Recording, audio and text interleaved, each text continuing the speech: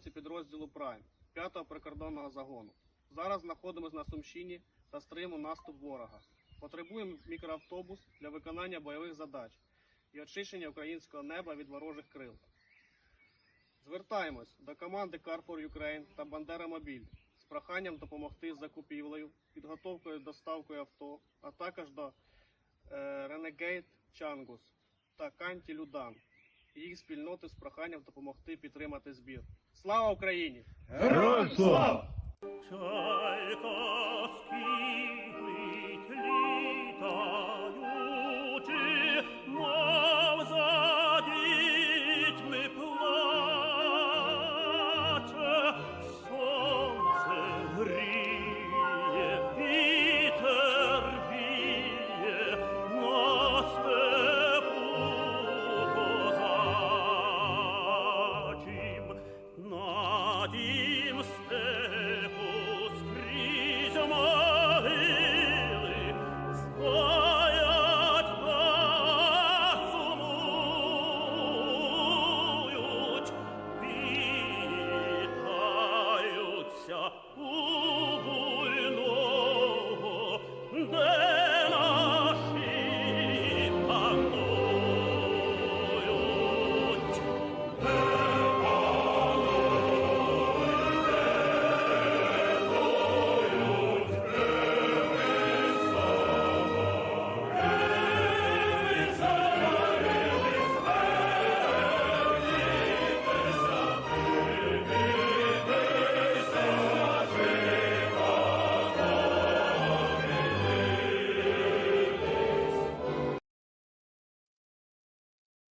Good evening, everybody. Welcome to the stream. As you can see, all of Ukraine is under air alert at the moment. Lutusk in Volyn region, explosions reported, drones still flying, as well as Ternopil, Ivano-Frankish, Zhytomyr, missile heading towards Vinnytsia, drones heading towards Zhytomyr, drones heading towards Kyiv, explosions in Sumy, Kremenchuk, Dnipro, and Zaporizhia. Rough night for Ukraine. 5:37 in the morning for Ukraine, I should say, but yeah. I apologize for not streaming the last few days. It's been interesting, to say the least. Probably doesn't show up very well on the camera, but had some glass from, I guess, from my car accident a few years back work its way out of my scar. So yeah, fun, not fun, painful, and well, it looked nasty, but anyways. Yeah, it's not looking good. Of course, you folks can help out in the linked at the top of chat is this fundraiser. Well, it is officially closed out. Still pushing for donations. We are at 6,341 euros. On a side note, my partner, Renegade Chungus, is looking to, well, your support. Trying to get to oh, I forgot what it was called. My brain, yeah, always love it.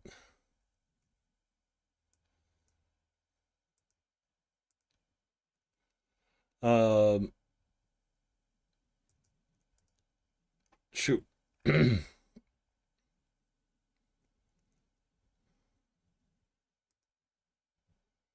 Anyways, there's a event going on near him that he's trying to get support for traveling to. it's linked in his channel if you want to donate there. Yeah, Sacramento, but I forgot what the meeting's called. Ukraine Sunflower Society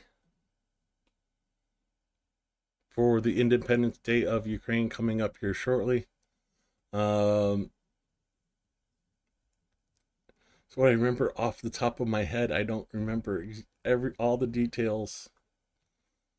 I'll have to make Chungus give me a better understanding than one I can look up. So several ways you can support Ukraine, and definitely support Chungus in getting the news out to you. He does an amazing job with his videos. I try to be better, and well, I gotta get as good as Renegade Chungus. He's getting really good with the videos and the AI music that he creates. It's amazing. Anyways, let me hop right into the operational information as we keep the air alert map up. As of 8 a.m. August 20th, regarding the Russian invasion, of course that's Ukraine time, less than 3 hours away from the new update. As always, they start the report with "Glory to Ukraine."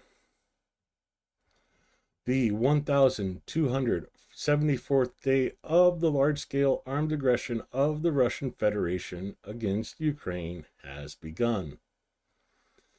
In total, 175 combat clashes took place over the past day. The enemy launched 4 missile strikes using 10 missiles yesterday, 82 airstrikes dropping 153 guided aerial bombs, carried out 5,611 artillery strikes, with 66 of those being from multiple launch rocket systems. Russia also used 5,610 kamikaze drones to cause destruction. Airstrikes were carried out in or near the settlements of Gremyach in Chernihiv, Nova Sloboda, Chernasky in Sumy, Konstantinivka, Dobropilya, Ivanopilya in Donetsk, Bilogria, Primorsky in Zaporizhia, in Orado Kemianka in Kherson. Over the last day, the defense forces of Ukraine, aviation, missile forces, and artillery units have struck 9 areas of concentration of enemy personnel, weapons, and equipment, 2 artillery systems, and 1 other important facility of the Russian invaders. 7 combat engagements took place in the North Slobodansk and Kursk directions over the past 24 hours. Let's hop over to the deep state map. You'll see not much has changed at all in this area, despite heavy Russian pushes. Ukraine has been able to hold the lines. In addition to the 7 attacks, the enemy carried out 12 more airstrikes, dropping 26 more guided bombs, carried out 218 artillery shellings in this area, with 9 of those being from MLRSs. Heading down to the South Slobodansk Kharkiv area, the defense forces repelled 5 enemy attacks near the settlements of Voschansk, and zooming in, Kemianka right here. Going down to Kupiansk and zooming in,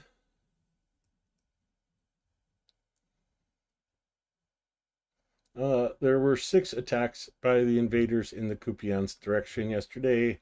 The defense forces repelled enemy assault actions near Kindrashivka, which is right here.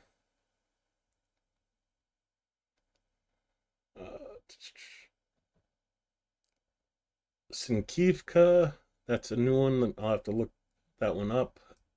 Zarazova and Stepova Novosilka.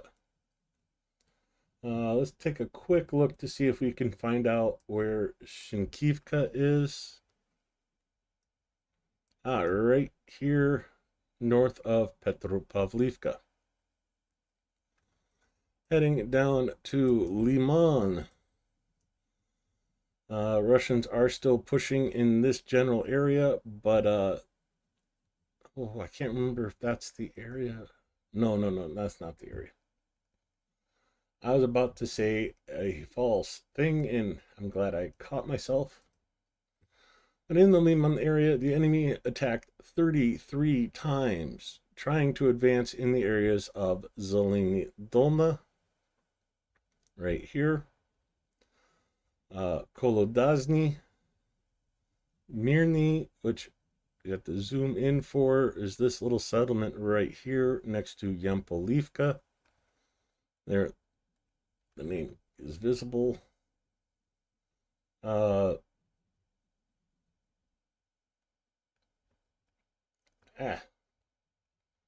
Towards Todorsky, towards Yampil, and towards Gorivka.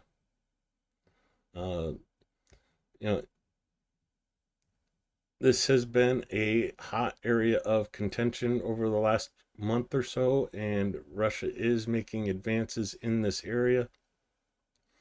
Many of you may know this area as the Serebryanska Forest. And, well, you know. Hey there, Adam Rounds. Good to be back. Yeah, I felt bad, so I definitely had to get back into the swing of things. Thank you for the super chat. I don't know why there's not memberships. YouTube's being weird. But again, thank you, Adam Rounds, for officially the first super chat on my channel. So thank you very much. Yeah,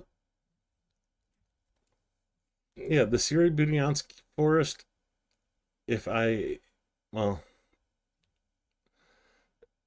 not so much a forest, but it was a national reserve for a while, but a lot of the artillery shelling and the fires, it's damaged a lot of this forest and is barely recognizable as a forest anymore. Heading down from Liman to Servisk direction.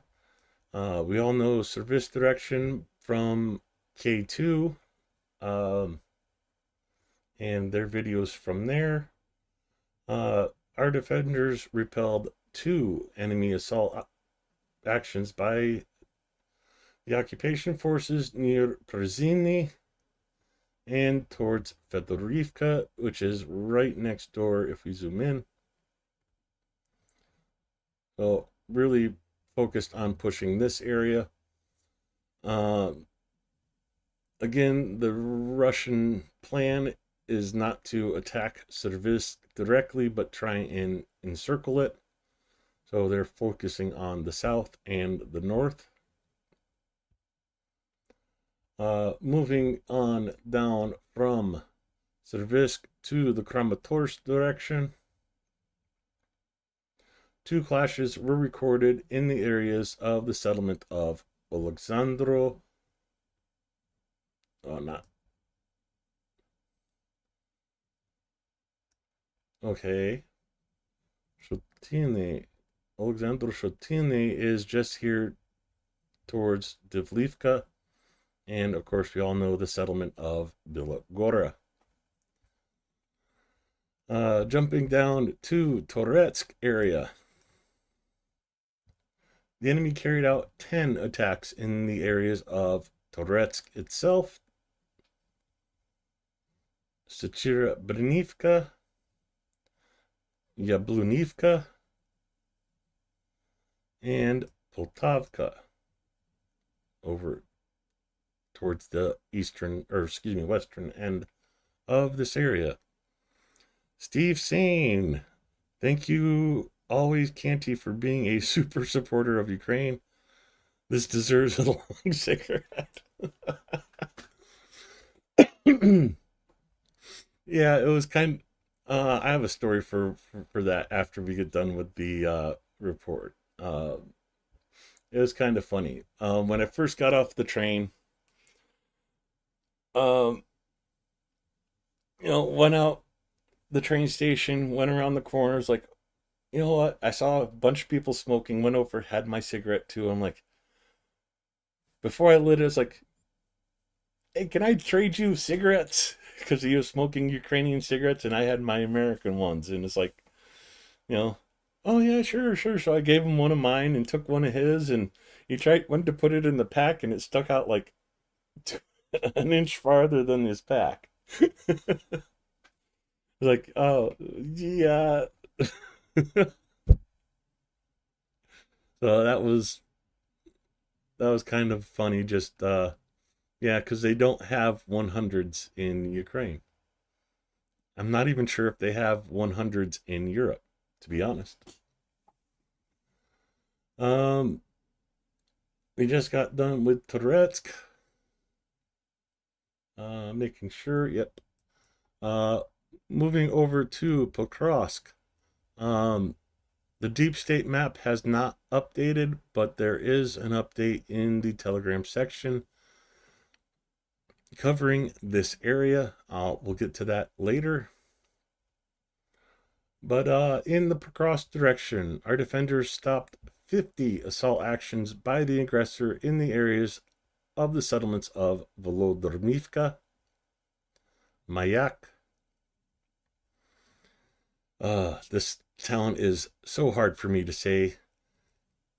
Nikonorivka.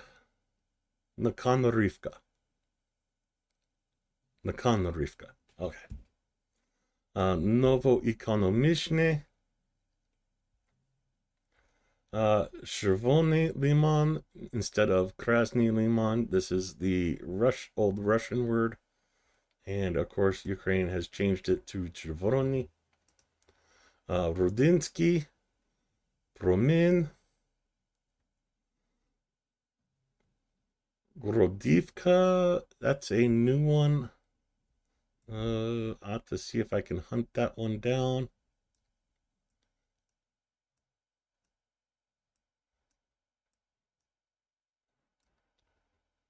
We'll come back to it and look for it later. Lisivka. Oh, let me zoom in really quick. Gordivka right here. Sorry. I should have remembered the H is the G sound in Ukrainian. So Lisivka, Zirozova, and that is a misspelling. Udashny, Novomykolaivka, Gorkovo, and Nova Ukrainka. If we zoom in, this small settlement right here.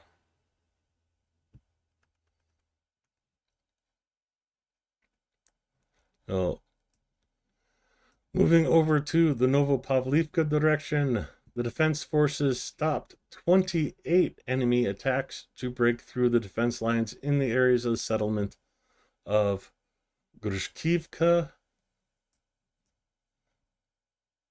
I'm not sure I've found Grushkivka before.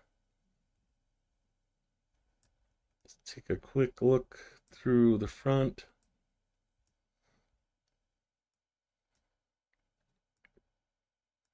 Yeah, I'm not seeing it offhand.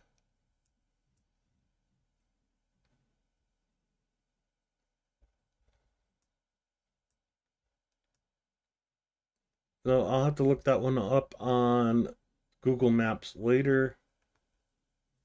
Grushkivka.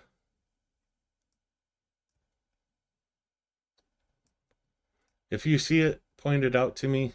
It could be one of the other name changes as well. So Google's better with the name changes than Deep State.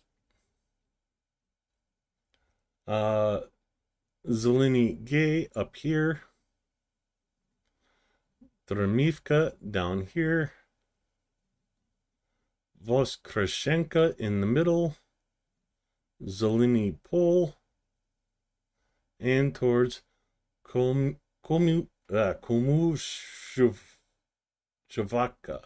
Komushuvaka is right here. Hey, KKGG, good to see you. Linda H, Mr. Squiggle. Yeah, everybody, thank you so much for coming. From there, we jump to Prdniprovsky direction, skipping over Ruliopol, Orhiv, and coming down to Dniprovsky. Prdniprovsky is this settlement right here, right next to Kherson and Antonivka. 4 clashes took place from the enemy in Prdniprovsky direction. The enemy did not conduct active actions in Guliopol or Orhiv directions. Of course, down here, it does not tell you where the Russians are attacking, but for the most part, it is still around the Antonovsky Bridge or in these southern islands. Once in a while, you'll see an assault from Kozachi Lahiri trying to get across the islands up here. No signs of the formation of enemy offensive groups have been detected in the Volyn and Polizia directions.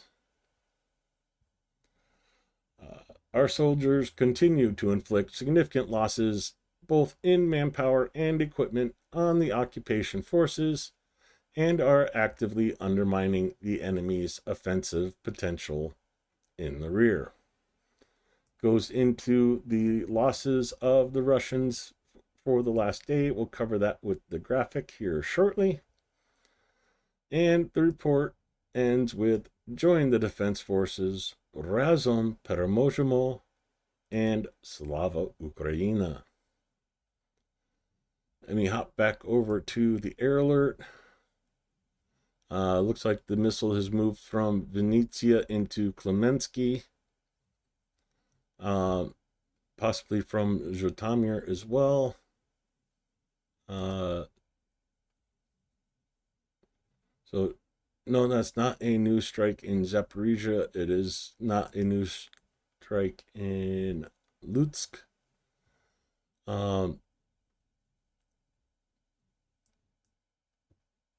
It looks like they're clear of drones right now, and it is just that missile. Aircraft launches have been detected in Moscow or Russia. So air alert is staying active for all of Ukraine.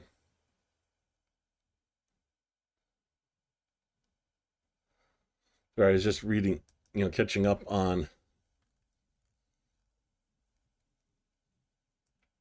Telegram channel, sitting here saying keeps up to date on everything. Ternopil region, threat of high-speed targets, go to shelter, and it goes through and is basically a live feed of where everything is. I check in from there from time to time.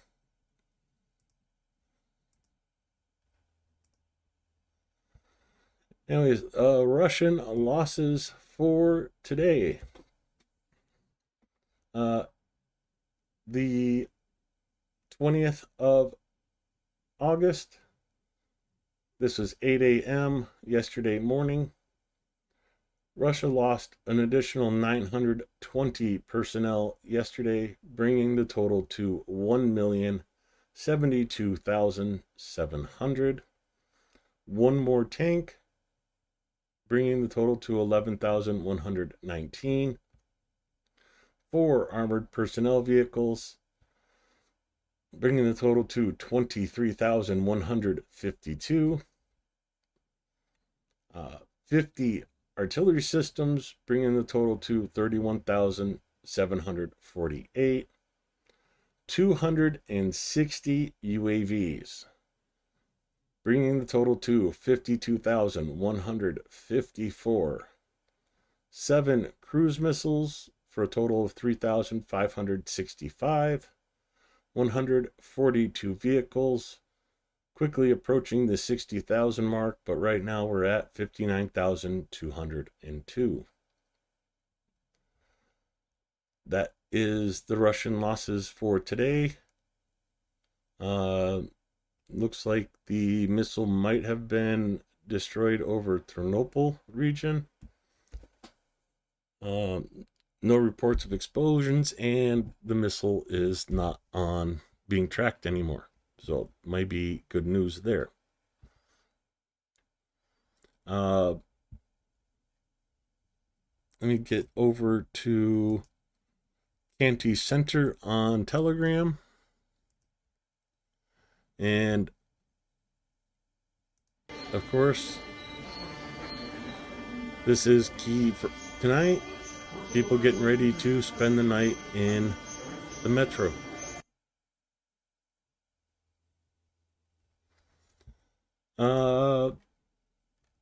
Yeah, there were explosions reported in Poland. I saw the video. I did not grab it because, well, there's more important things to cover, I thought.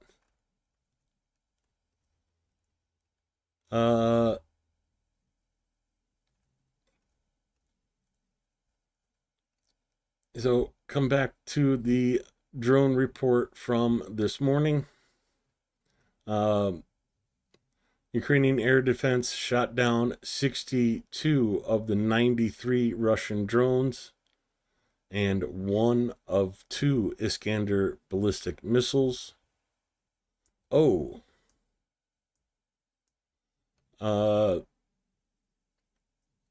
Literally a minute ago, a group of cruise missiles has been detected near Berezny, right basically on the border of Ternopil, Lviv, and Ivano-Frankish. So maybe I spoke a little soon on that.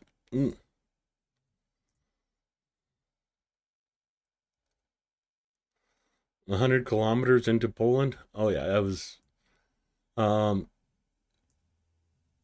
just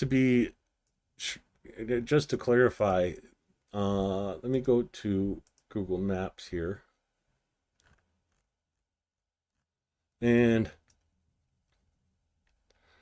there has been a large number of jammed Russian drones that have gone into Belarus, even into Lithuania, Poland. Romania gets them all the time. We don't hear much about them from Moldova because, well, the Transnistria region, which is basically another proxy Russian invasion, they don't report them. But yeah, Romania gets them all the time. Poland gets them all the time. They go into Belarus a lot, and some have even gone as far as Lithuania. The jam drones, they have no idea what's going on, so they just keep flying.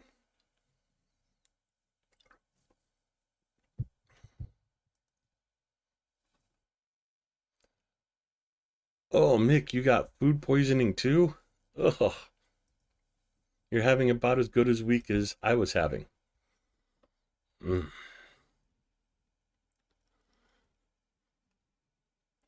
Yeah, if you guys have ever had an injury where debris got into your body and it never got cleaned out properly, it's a weird feeling having those foreign bodies pushed out because it feels like a pimple, but it doesn't want to pop. and then you start realizing that no, it's not a pimple. It's a little tiny pebble of, well, for me, it was glass. Yeah, and having that coming through in 3 different spots right here along the scar, from the accident, the glass cutting my head in the accident. Yeah, that was not fun. Melina wrote a letter to Putin and asked him to restore children laughter after the flop meeting with her hubby.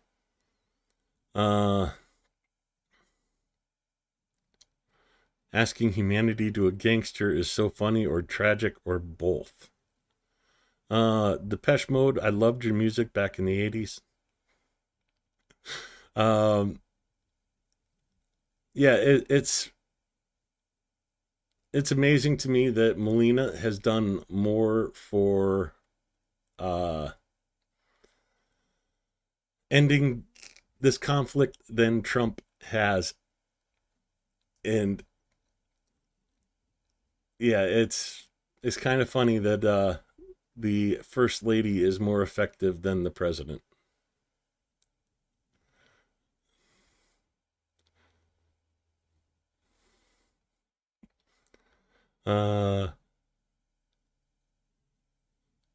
Deli belly without the trip. That's an interesting way to put it, Nura.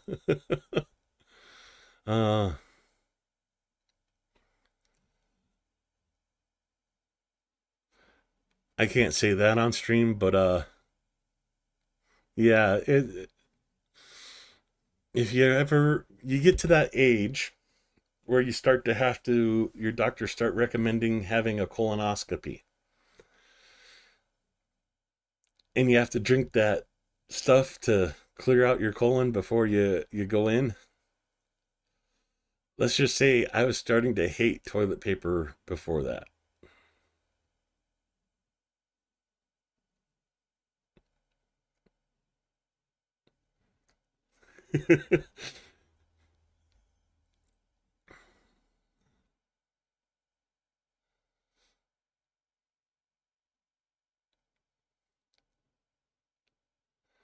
Oh yeah, the pea gravel after road rash. That's always fun. But yeah, this took 7 years to come out, and it was not fun.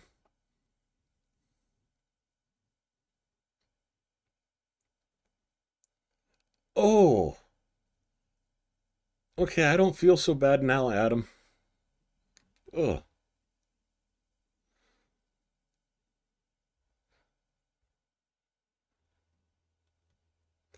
Nick, if you have a colonoscopy coming up in 3 months, get yourself a bidet. Even one that just like attaches from the seat. Well worth the investment. Well worth the investment.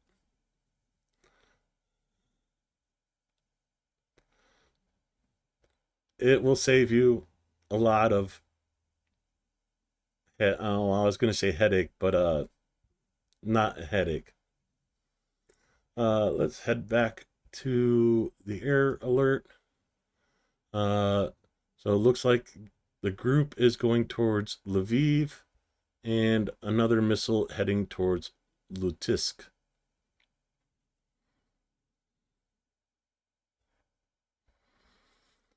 You're starting to see southern Ukraine come off of the air alert. But as long as those are flying, oh, and looks like Ravine detecting another one, Ternopil detecting one. So Western Ukraine, please keep safe.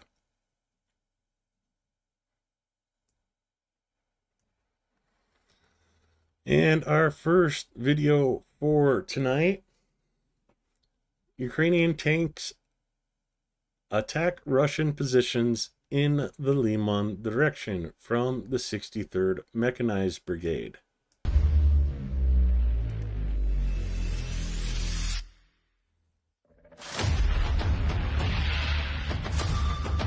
Okay, kind of cool how they... Let's go.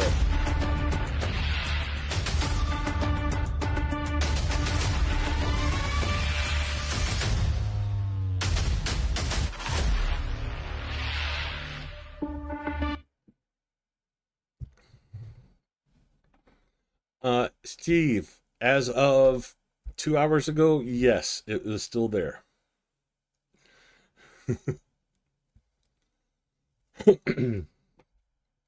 But that was very cool how they lined the music up with the cannon shots from the tank. So definitely liking their video editor for that one. Solodov in Prokrovsk, a minibus with a forced transfer at the station to HE double hockey sticks by the 4th Brigade.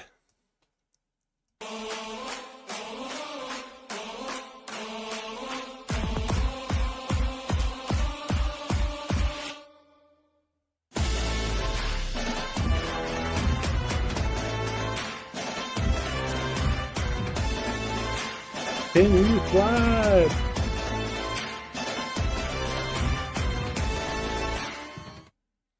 He could fly at least, I don't know, maybe a quarter of a football field. Play that one again.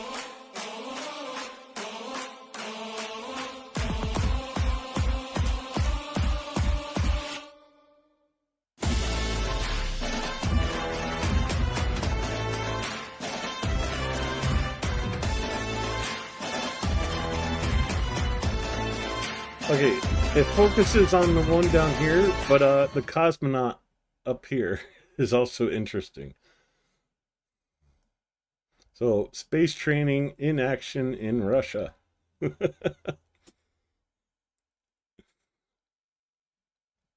HIMARS strike on Russians. Doesn't give any more information, but good to see HIMARS still saying hi.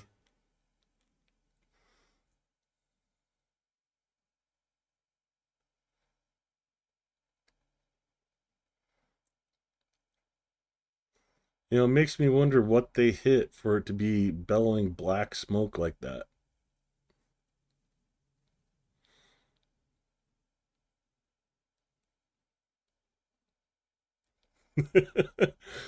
I think that would defeat the purpose of if you put a target on your vehicle. New explosion reported in Luhansk and Lviv. Another wave of drones heading towards the west. So, and looks like there is still a missile heading towards Luhansk.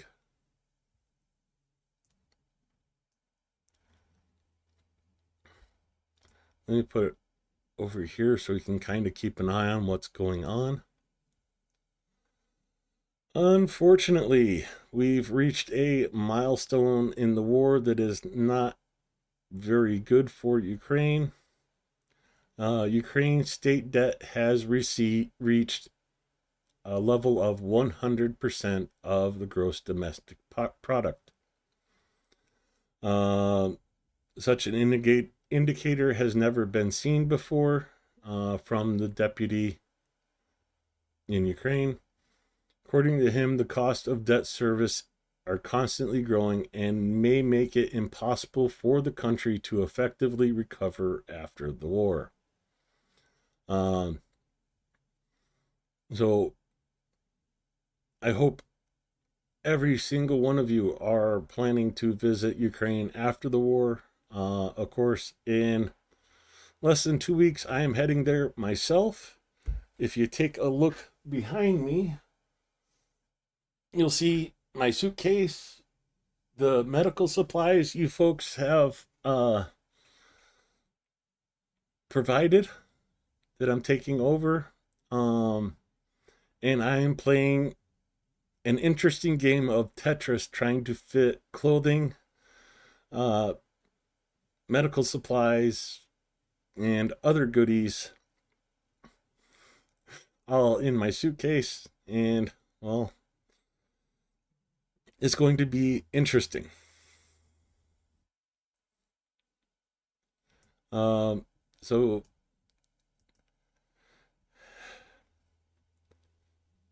You know, maybe they need to take out a page from the American playbook, and because our debt is way, way higher than the GDP.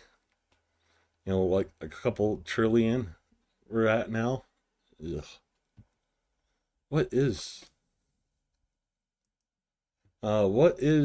the U.S. national debt right now? 37 trillion. Debt to GDP ratio for America right now is 120%.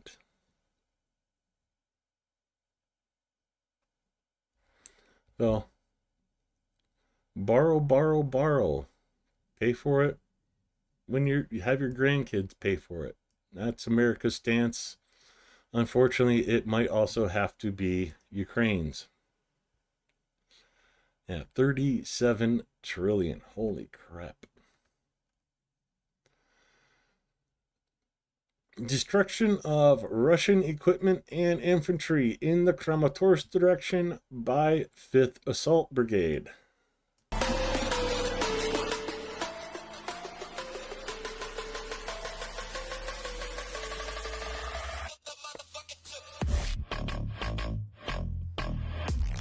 I'd say he had more than a bit.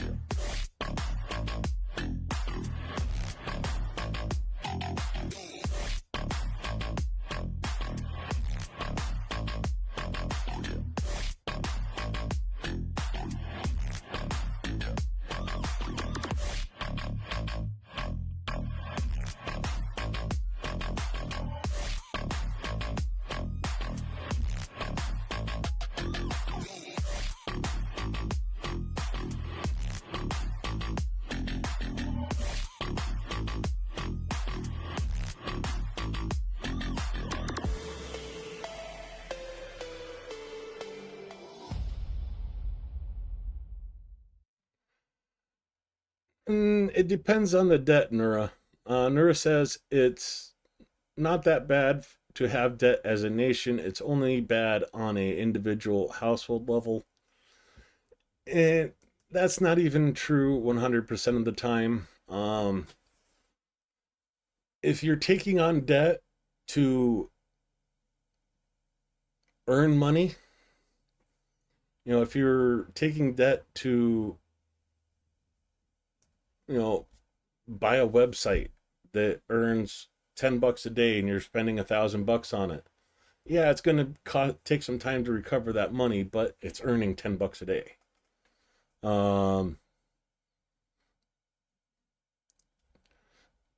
So debt is not always a bad thing. It's a tool.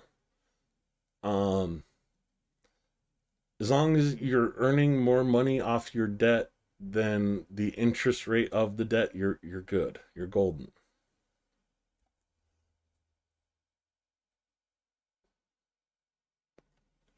Don't forget that shirt's made in China or Bangladesh or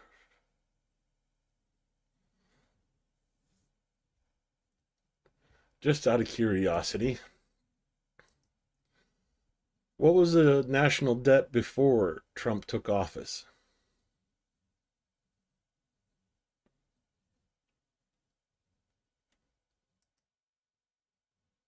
No, that's the deficit.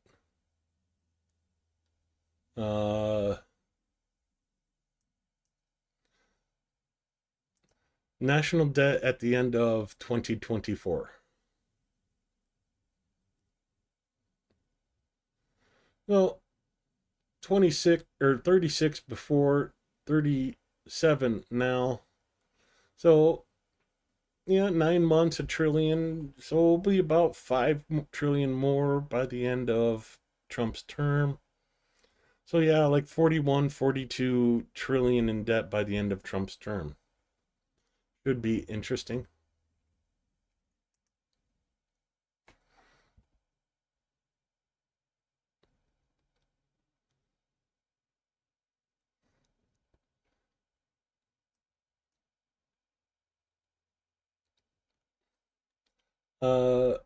We watched that one. Minus a Russian BM-21 grad. I don't know how they could tell this was a Russian grad from these videos, but Вот он град был. Горит, догорает. oh, because the Russians telling you Вот this наша is пушка. what's left of the Вот grad. посадка, все.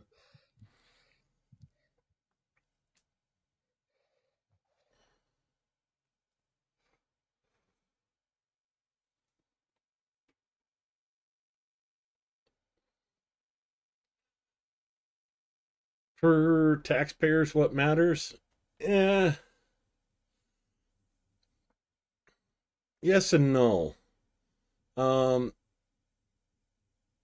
as long as the debt per person is lower than what um the average wage is, yes, I would agree with you that that's an important measure. Right now, the debt per person in America is higher than the national average wage. Um, Definitely higher than my wage. So, but yeah, that's true. China has sold about 25% of their debt since Trump took office. Um, and just so you know, debt is T-bills, treasury bills. Um,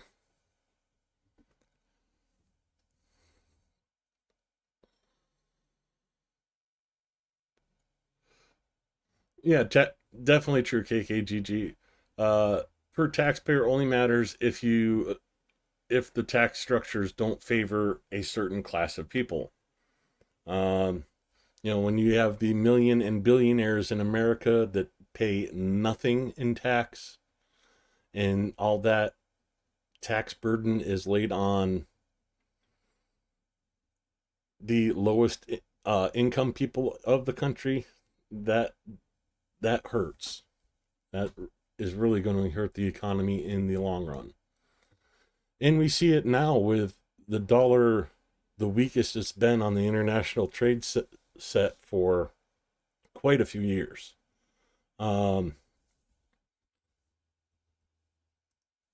Here's an interesting one to look at.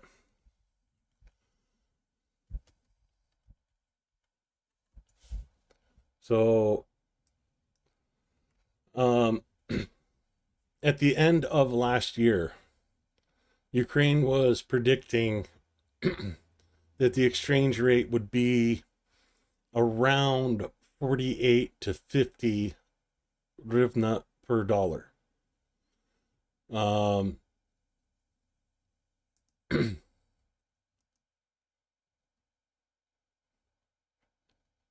I should have done this backwards. USD.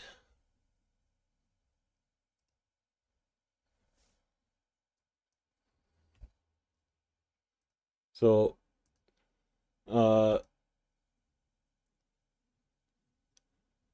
yeah, this is right about where the US dollar started crashing and right about where the exchange rate leveled out.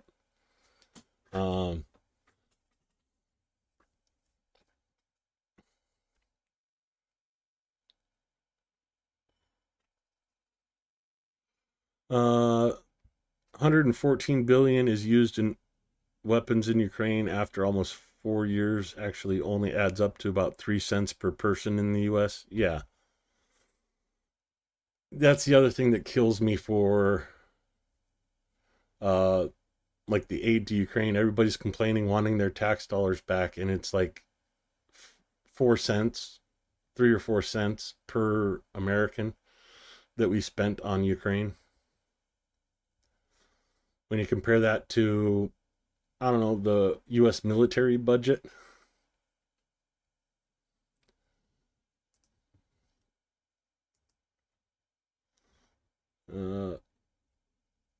So yeah, it looks like it's going to be more drones for the western part of Ukraine tonight, or should say this morning. Meanwhile, in Russia,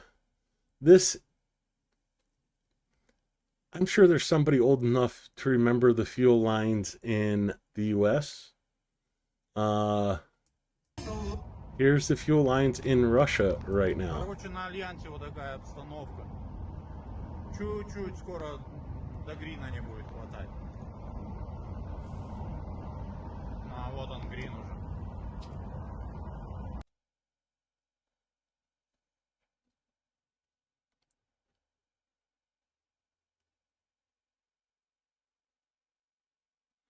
Yeah, prices in the US are nuts. Food is crazy in the US. In the grocery store, I'm looking at about $3.50 to $4 for a head of lettuce. That was 3 years ago, was 99 cents.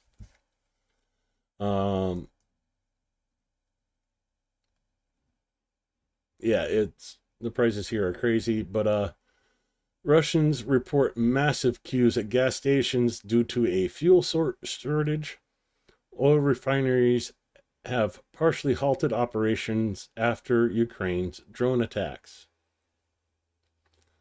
And this is not an isolated incident. I got another video of another gas station later.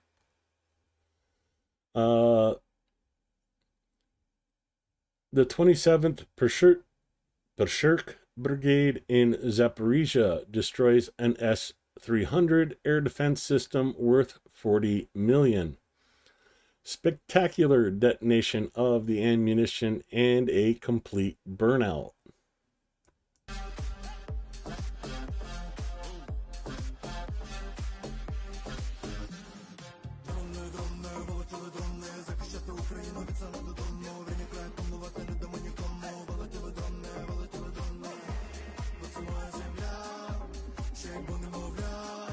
Great diet plan.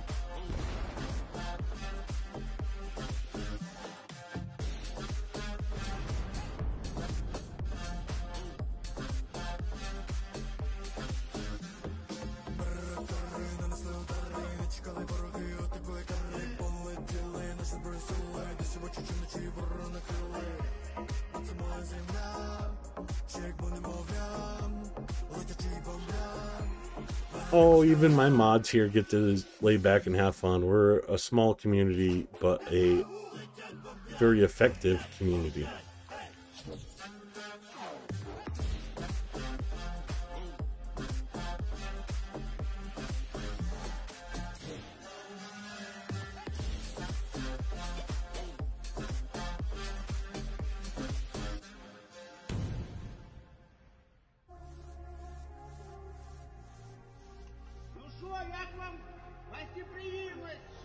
Well, see, that's the thing, Adam, is that's exactly what happened. But because it wasn't told that way in the mainstream media, people don't realize what actually happened.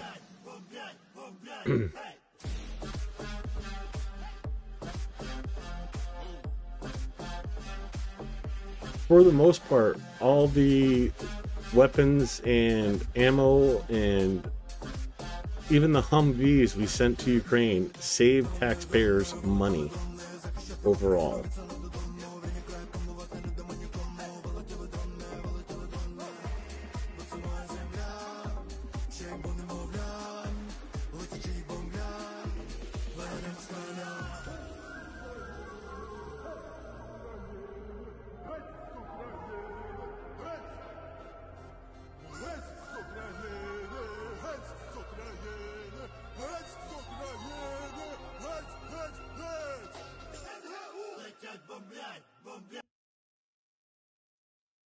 Well, definitely a few interesting perspectives in that video.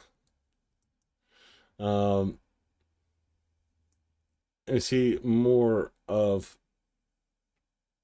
Ukraine coming off of the air alerts, as well as Kyiv City. The drones skirting the northern part of the country, heading towards the west.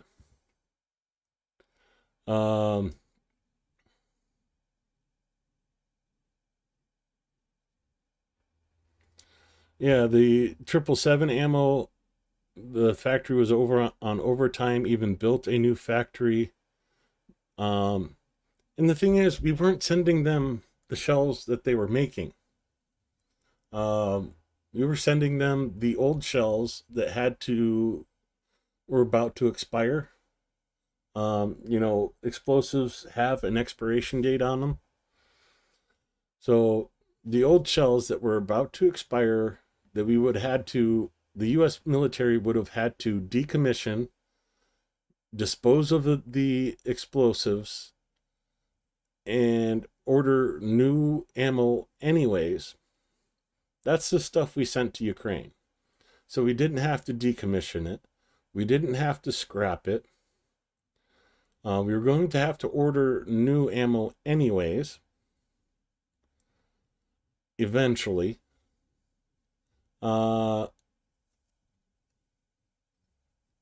So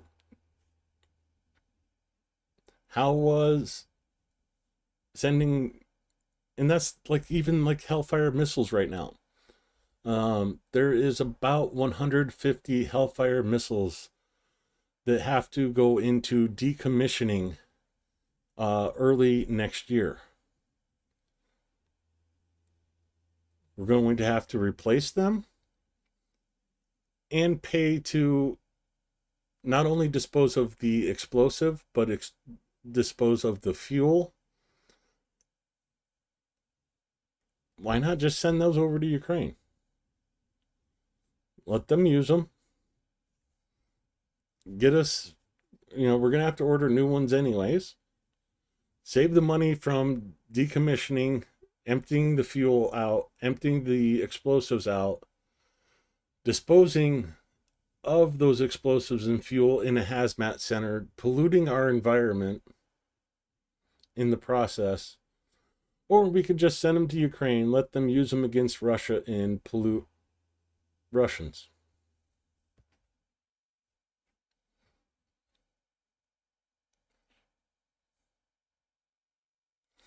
Yeah, it was a win-win, and it turned into a loss-loss. Yeah, all the while not only saving taxpayers money, but giving our military new equipment, up-to-date equipment, and having a better fighting force in the long run because of the new equipment and new ammo, fewer dud rates. That's the thing I don't get. Why?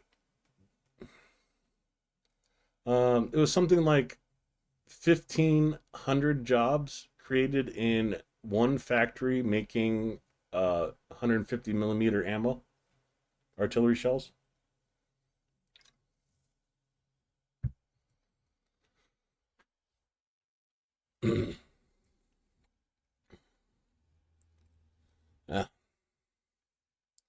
Meanwhile, a French defense company will be making a fortune by supplying 50 Bastion armored vehicles to Ukraine. 50 of these things will be heading to Ukraine from France. In total, the contract provides for the supply of 61 vehicles, 11 of which have already been transferred in early August. That was a nice segue into that story.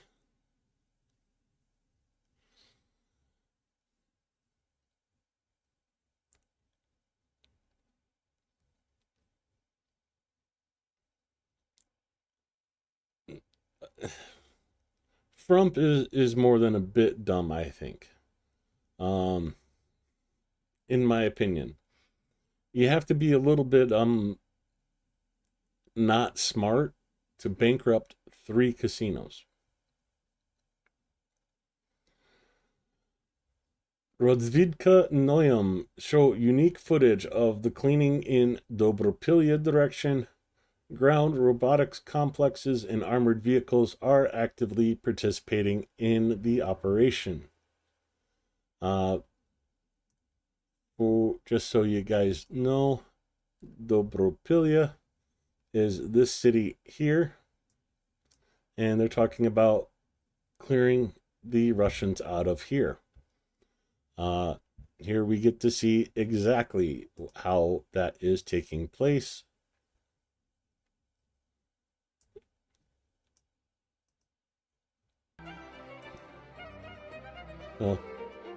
Machine gun drone right there.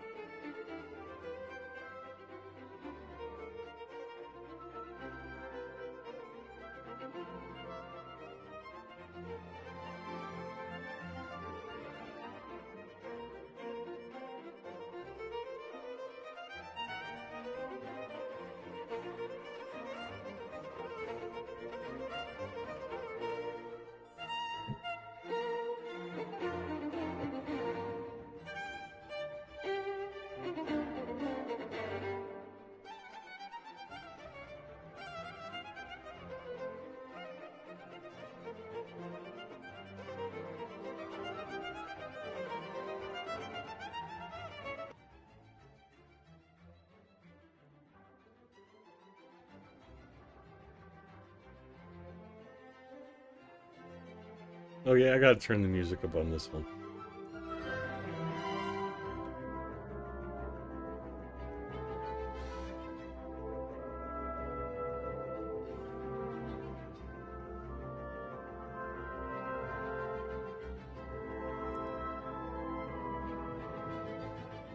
Yeah, so high they needed to get evicted.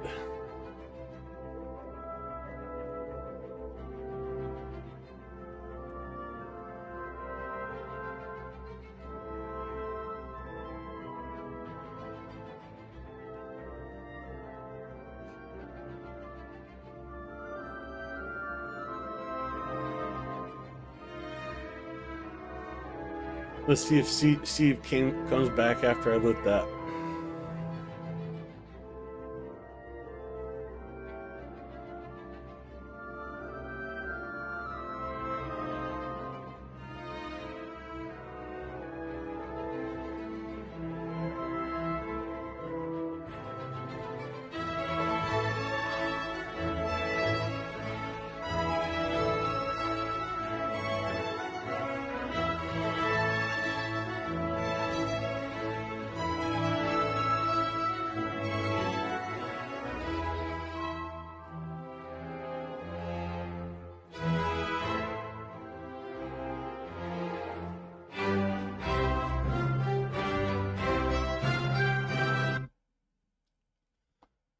Well, some nice classical music to go with some nice classical warfare.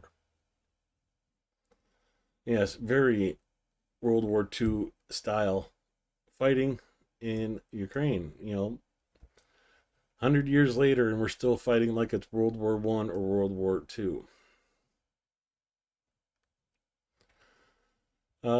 Ukrainian Air Force successfully carried out an airstrike on the bridge over Lopan River in Krasny Krutor, Belgorod region. Ukrainians have a long-standing plan to make logistics as hard as possible in Russia. This is part of it. Every couple days, you see another bridge getting blown up on Russian territory. And of course, hitting the refineries to keep the oil or the gas from flowing in Russia. Meanwhile, in Novi Oskul, Belgorod region, a UAV strike happened. Ну, видимо, прилетела. Раз еще даже пожаркой доехать не успела. Красный горит. Вообще. До высокого пламя. Это, наверное, видимо, в дом какой-то.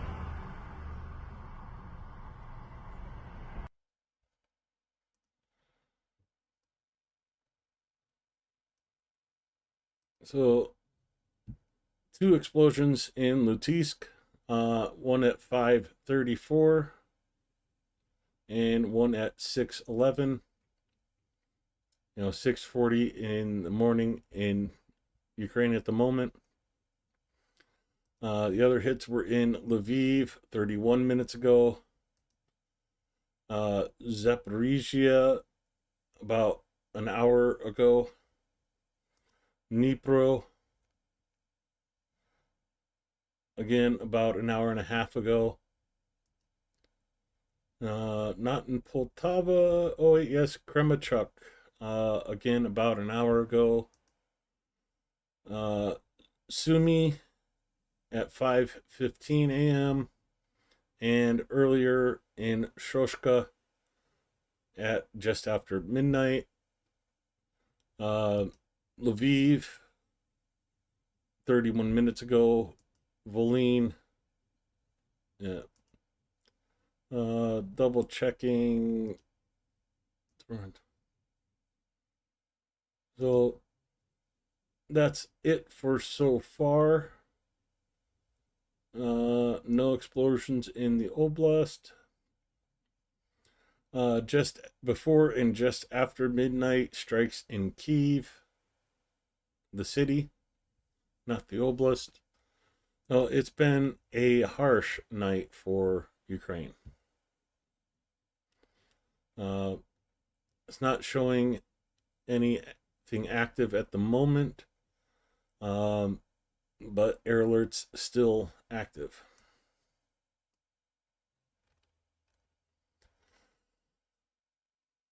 And an interesting perspective by Politico.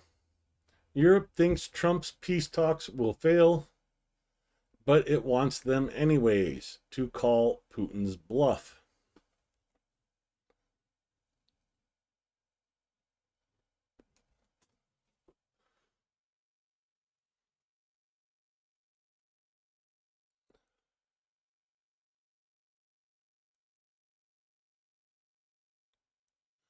I wish I could say that, Mr. Squiggle, but that's a lot of expletives.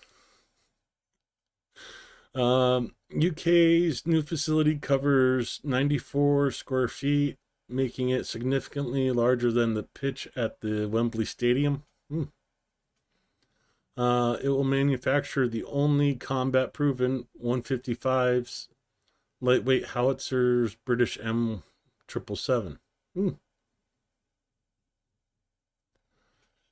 Titanium M777? Ooh.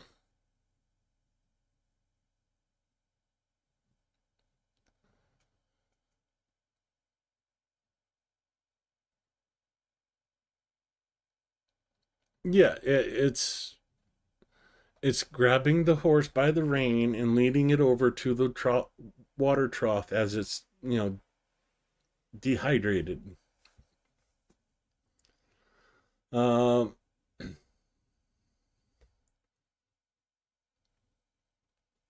So EU's defense and foreign ministers will hold an informal meeting next week. In addition, a meeting of generals is expected in Washington this week to discuss security guarantees for Ukraine. And we move on to our next video. Russia, massive problems with gasoline and diesel fuel begin as gas stations in many regions. This footage shows Moscow, Rostov-on-Don, and Krasnodar Highway. The reason for the shortage is the attack on the oil depots. Seeing a couple others, but the highway they're talking about is this one, the M4, that goes all the way up to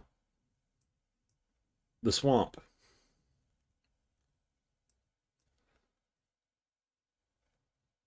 Go back to the air alert map. You see a couple other regions coming off of air alert. Hopefully more of that will be happening here shortly. Фуры стоят, дизельного топлива, как и бензина, нету. Заправиться просто нереально. Ну, я не знаю, как мы доедем, что дальше будет, почему с этим никто ничего не делает.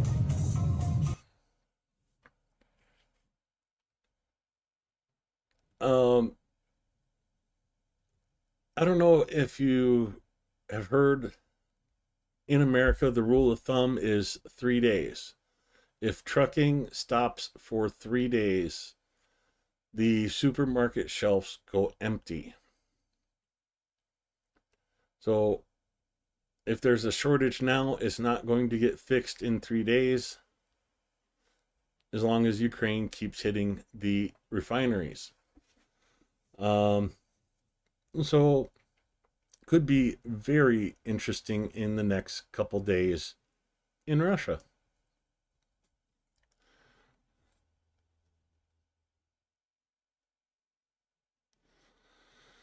Yeah, UK is about the only country that has lived up to the promise it made in Budapest in 1994 and again in 2008. America definitely hasn't held up its part of the Budapest Memorandum, where Ukraine gave up over 1,200 nuclear missiles. And Ukrainians are still refilling the exchange fund.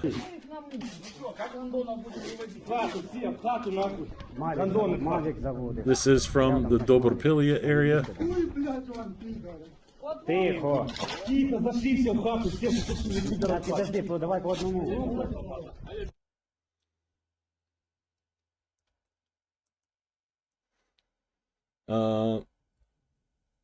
It just says Donetsk region, but this is in the Dobropilya pocket.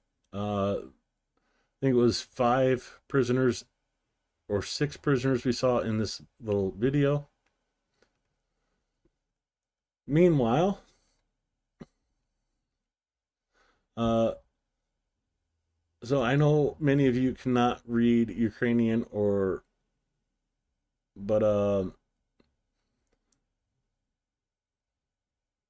you may recognize Pokrovsk, Mirnograd, and this is the Russian push to the north.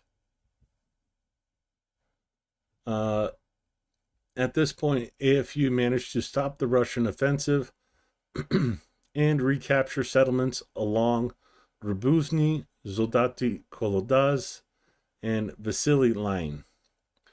Ukrainian troops also wedged into the base of the Russian advance and created a counter threat of encircling the entire group that had made a breakthrough.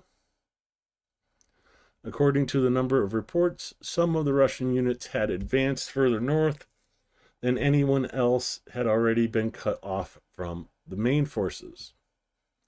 So this is this map, and going over to deep state, and put these side by side. So you see Pokrovsk, Mirnograd, Mayak, Shakove is this one right here.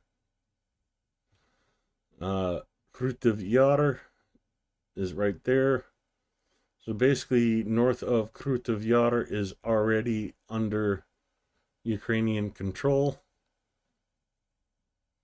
And they're just eliminating the pockets in here.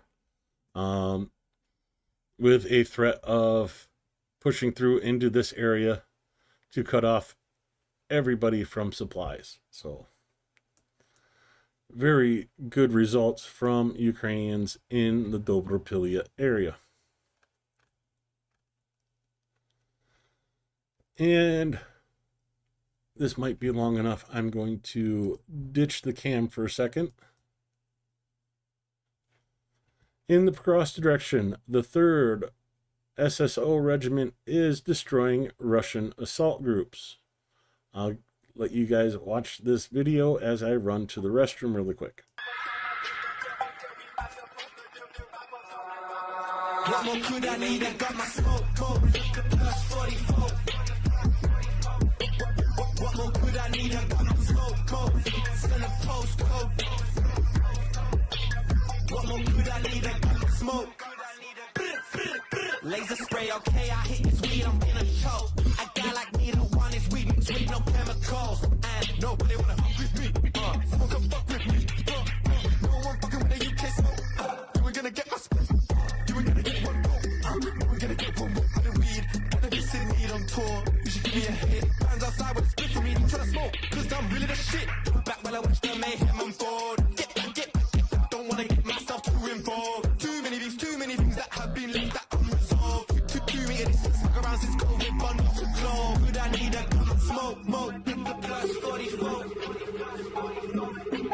What more could I need? I got my smoke code. Send a postcode. What more could I need? I got my smoke mode. Plus 44. What more could I need? I got my smoke mode. Send a postcode. What more could I need? I got my smoke.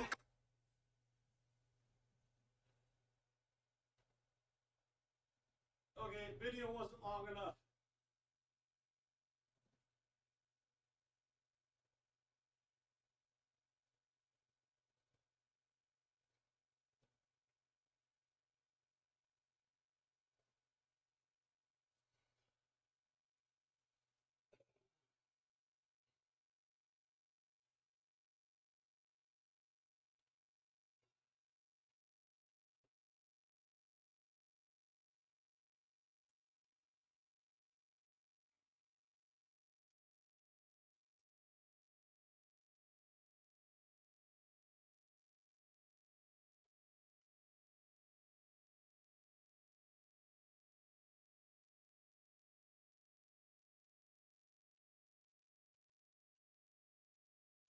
Boy.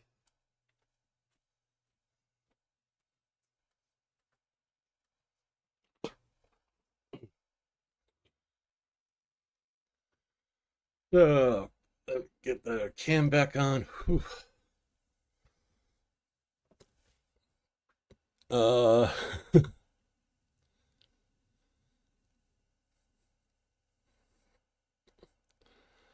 BAE systems modifications for the US version were tweaked. Okay.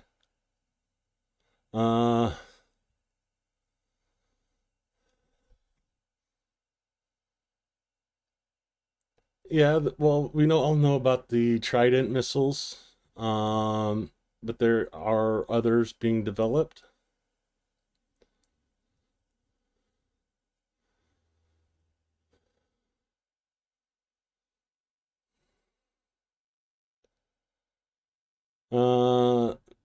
Mafia style governments shouldn't have nukes. Yeah. Unfortunately, with the results that Ukraine is seeing from giving up their nukes, I don't see any country ever giving up their nukes again. So yeah, the nuclear non-proliferation treaty, I don't think it's going to have any new signatories.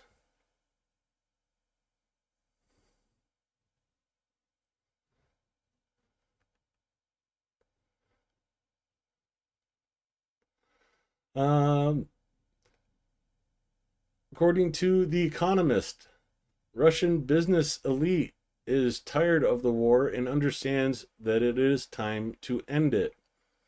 No one cares how it ends as long as it ends. Putin can sell anything as a victory, said a representative of big Russian business. In addition, data of opinion polls are cited where 60% of Russians are in favor of peace negotiations.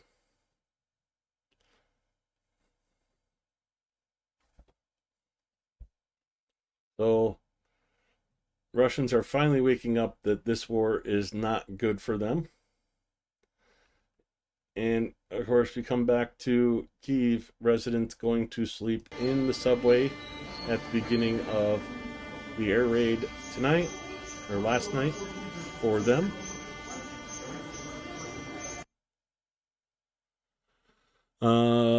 BAE Systems has a contract with the U.S. Army for the production of major structures for the M777, with the first titanium deliveries expected this year.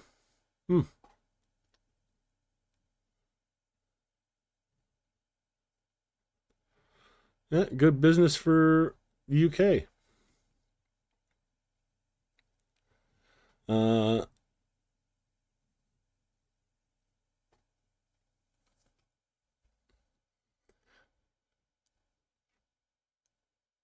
Mr. Squiggle, there's always a delay between, what's announced and what happens and when it's announced. So it could have been happening before and just not talked about, and now it's being talked about. And unfortunately, come to one of the last videos for the night.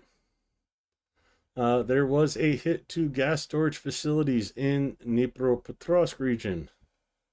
This is one of the strikes that happened just a little while ago. So that was what Russia was hitting the gas storage facilities before the cold weather comes into Ukraine, making civilians suffer.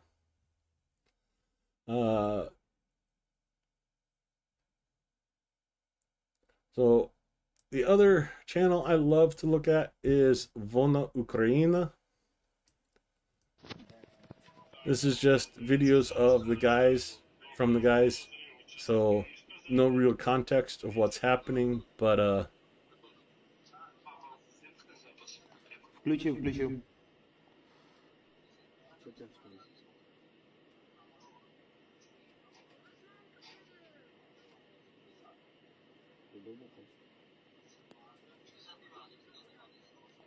Оце чотенько, 100% попав.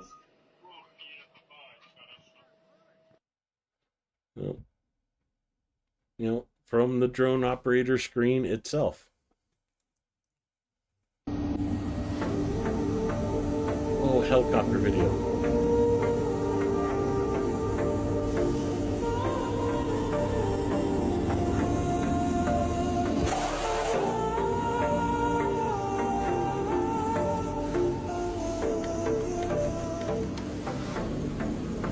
And you see what happens to the wheat fields towards the front line.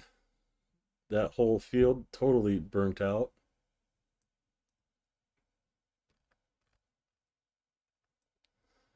From August 18th.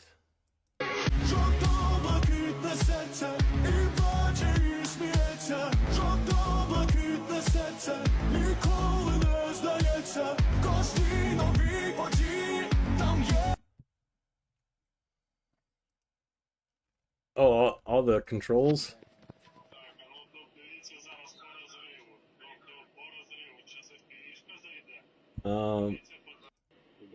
Let's go to where they zoom out. Оце чотенько, 100% попав. So these are the wires. It's basically a normal drone controller. Normally you'd have antennas here, but since they're in the bunker, these are wires leading out to antennas that are external from the bunker.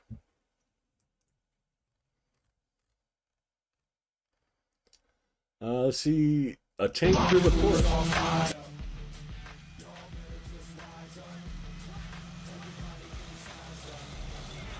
Unfortunately, no. Crop insurance will not cover fire by war.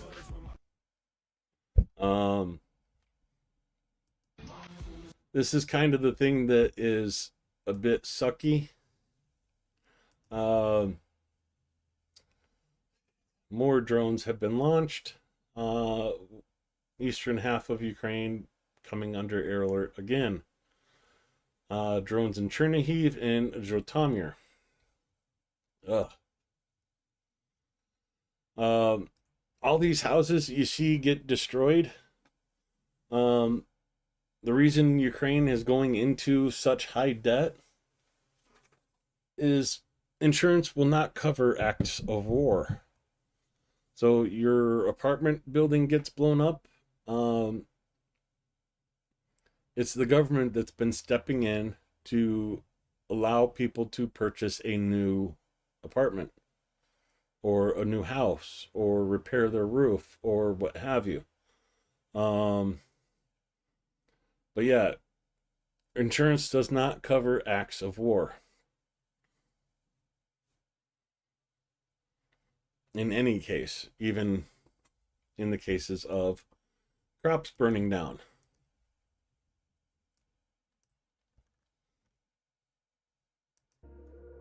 Як життя нас кине на дистанцію, кохання наш зв'язок, ти маєш рацію. Я сам знайшов тобі, I don't lie to you, babe, I gonna fight for you, вона цього вартує. Бо таку, як ти, не знайду. Ти промінь світла мою темряву. Як почуття це море, то я попливу. Залишу на воді сліди попелу. Oh, just marching through Ukraine somewhere.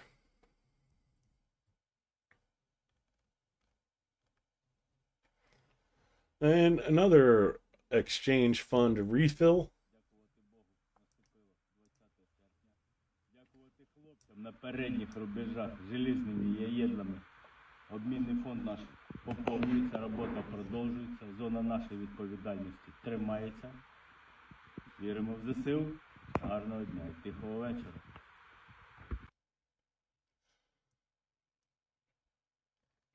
And that's the last one from Volna Ukraina. Let's jump down and see what operational ZCU is having to say right now. Fire broke out in Mochevo due to missile strike. Local residents are asked not to go outside unless absolutely necessary. The enemy struck Zaporizhia twice. There is damage to several industrial infrastructure facilities. The blast wave also damaged nearby houses. Windows were shattered.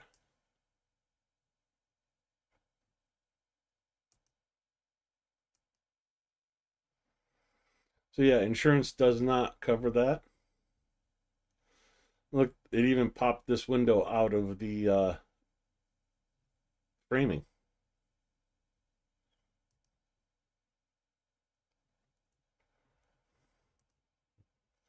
So that's Zaporizhia.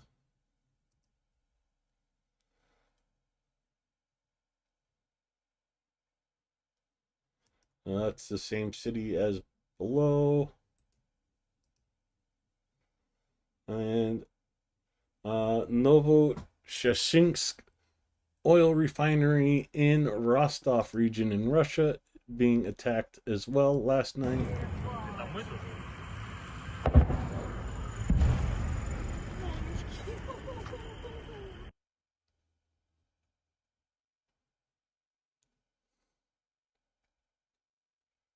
I'll get to that in a second, Mr. Squiggle.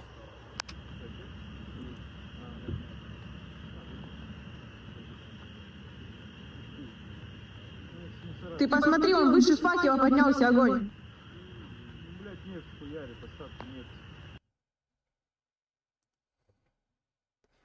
Well, that is the oil refinery in Rostov-on-Don getting hit last night.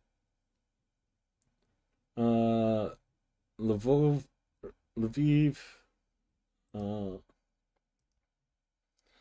Third explosion was heard in Lviv. The city is being attacked by Shaheeds.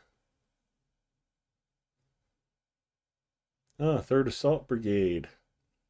Let's take a quick look.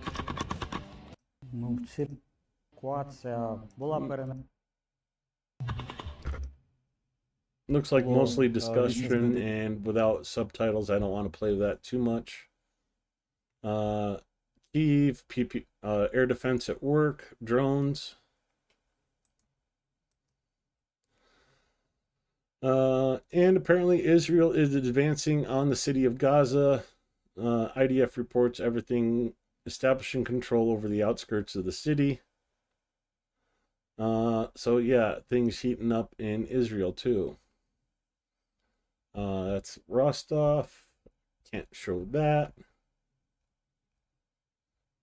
So that is the most updated information I got for you.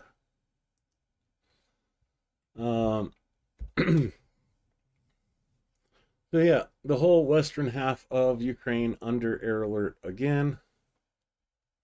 Let's go over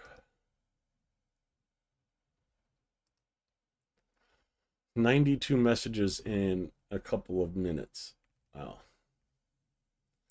So drones over Kherson. Let's come down.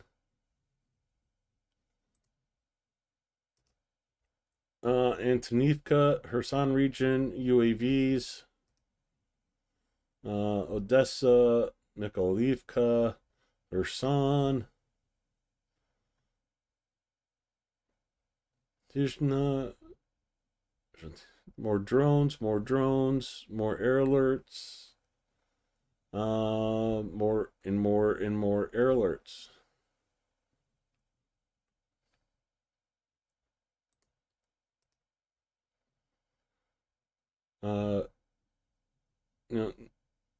Nubro district of Ravine.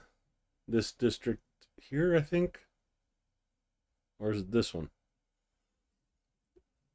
Is the last place to get the all clear, and then a whole bunch of other air alerts pop in. Looks like due to more drones. It's just showing these drones right now, but drones being reported in near Antonivka, which is right about here where the bridge is.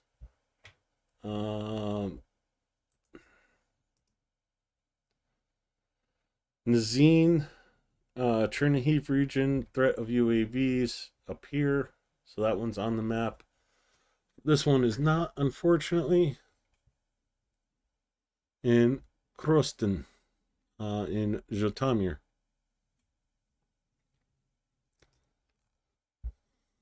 That's the latest updates, unfortunately.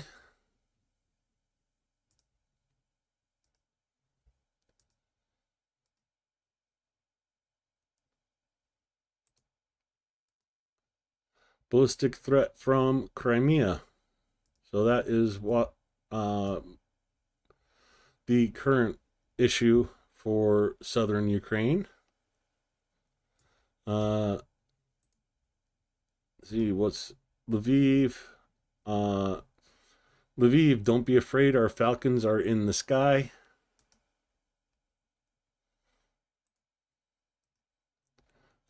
As a result of reconnaissance, a group of missiles heading towards Muchashevno, Zakarpattia was detected, reclassified as Shaheeds. So this area here, not sure where that city is, to be honest, but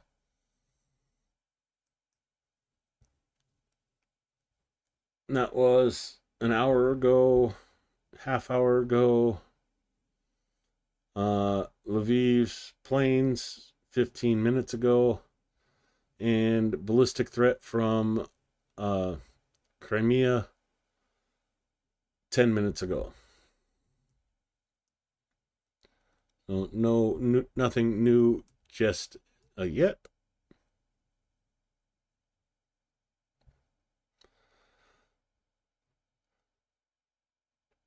No, Madiar's videos are very YouTube unfriendly. I wish I could show more of them.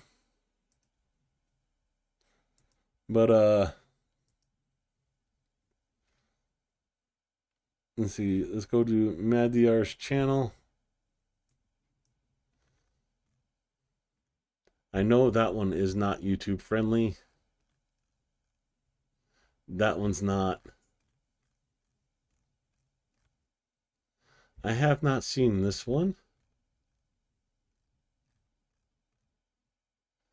Or that one.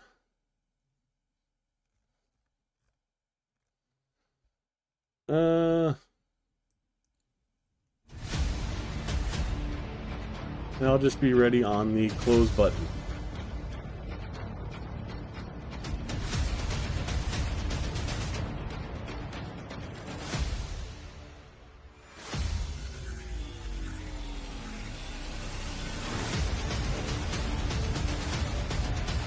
So if it stopped there, yeah, that would be okay.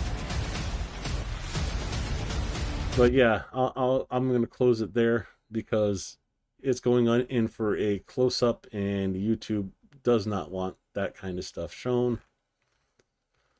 But yeah, that it gets a little graphic for from Madiar, unfortunately. And with everything going on, he's not narrating them anymore. You know, busy fella. Let's try this one. Again, mouse over the close button.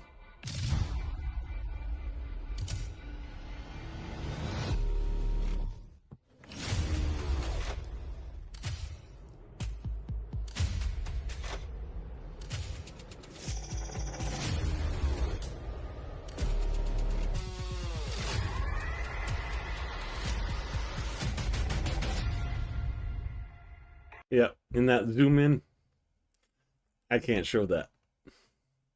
YouTube would have, well, my partnership gone with if I show that. So yeah, I wish I could show Madiar's videos, but they've gotten really graphic after he stopped narrating them.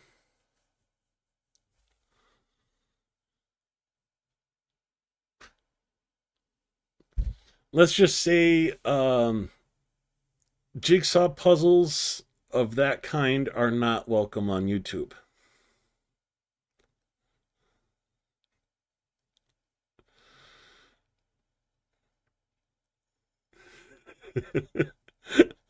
Red Bull should sponsor Ukrainian drones. That's an interesting one.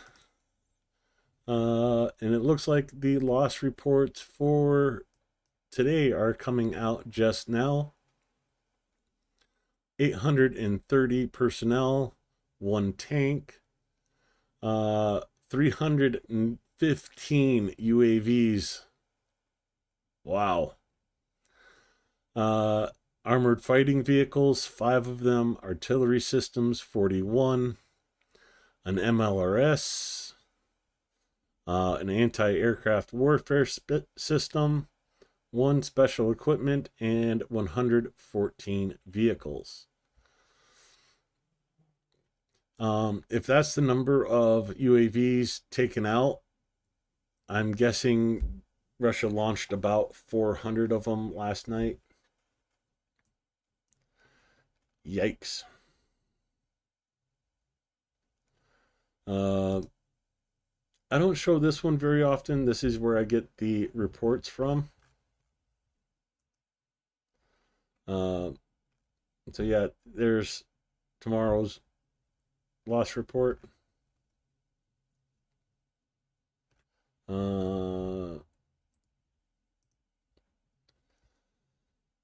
Center for Countering Disinformation has debunked another fake from Russian propaganda about the alleged 1.7 million dead and missing in Ukrainian military personnel. Yeah. So that's what Russia was claiming is 1.7 million dead or missing Ukrainian soldiers. Yeah, debunking that easily.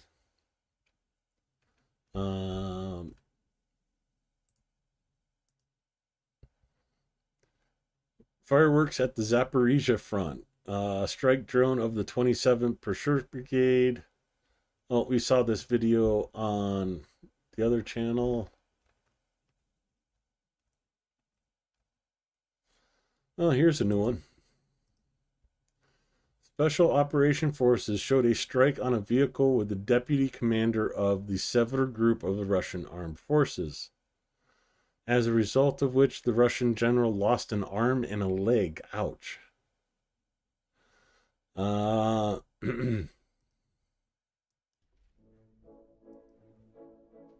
Okay, I like this video already.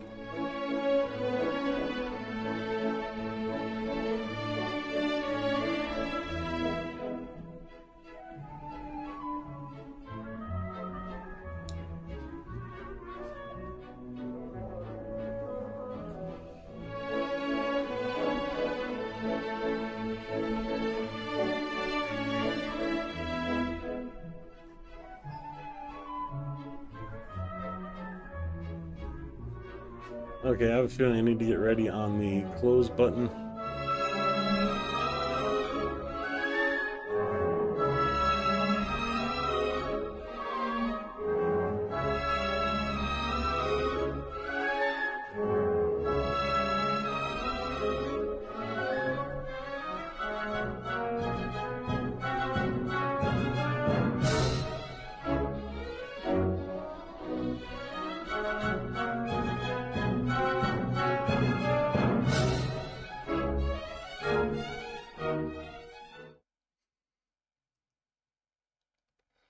Well, there's a lot of videos out there that, yes, I miss. We all miss, because there's just so many videos out there. See if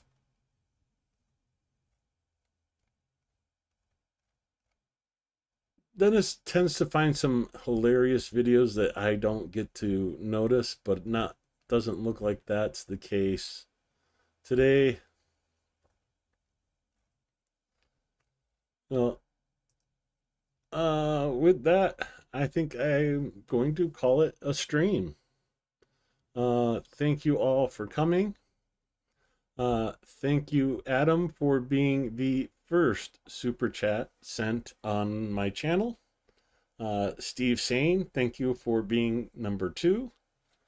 I'll have to wait and see who will be number 3. And hopefully YouTube will sort out the membership thing so I can get that set up as well. On that note, with the air alerts clearing, just Chernihiv, Northern Kyiv Oblast, Zhytomyr, and Ravine under air alert. Everybody else has been cleared. Have a good morning, Ukraine. Oh, cosmonaut video one more time. Okay. Do do do do do do do.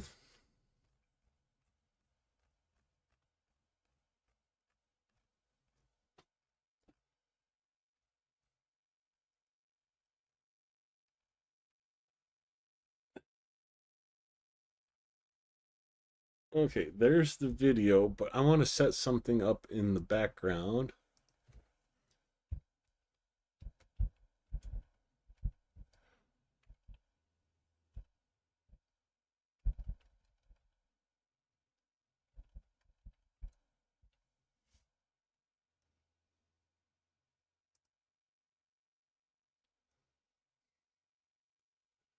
Oh.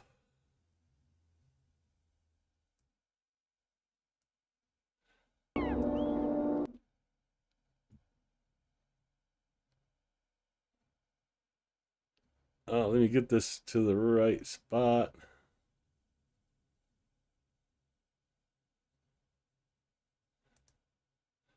Should be right about there.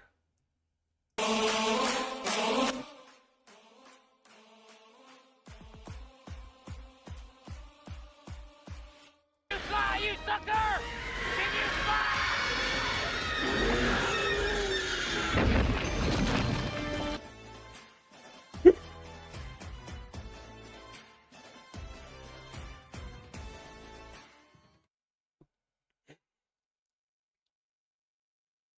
Oh,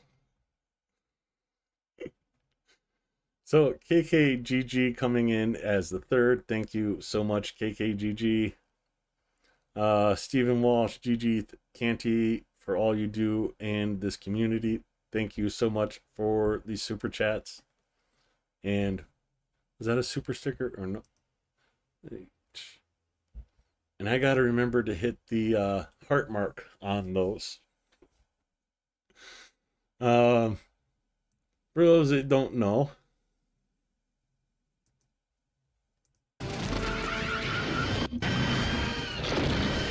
Sucker! oh, Can you fly, you sucker? Can you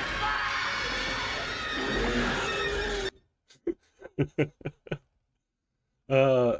great movie, funny movie. If you don't know Tremors, definitely check it out. It's an older one, but it's a good one. And there's a tie-in to well, where I live in that movie. So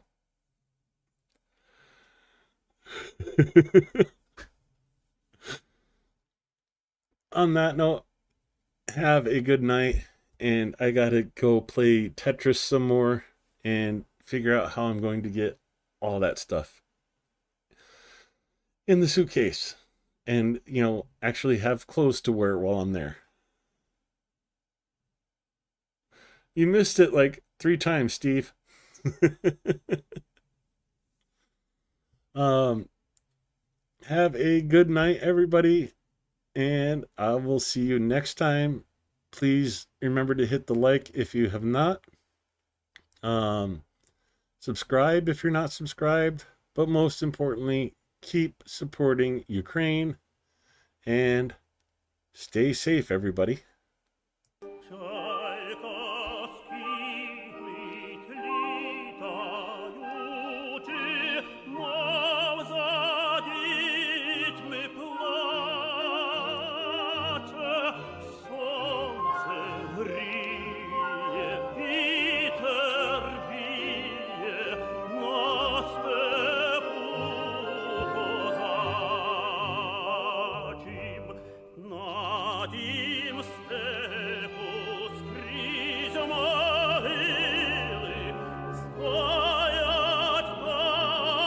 In a wild crocodile.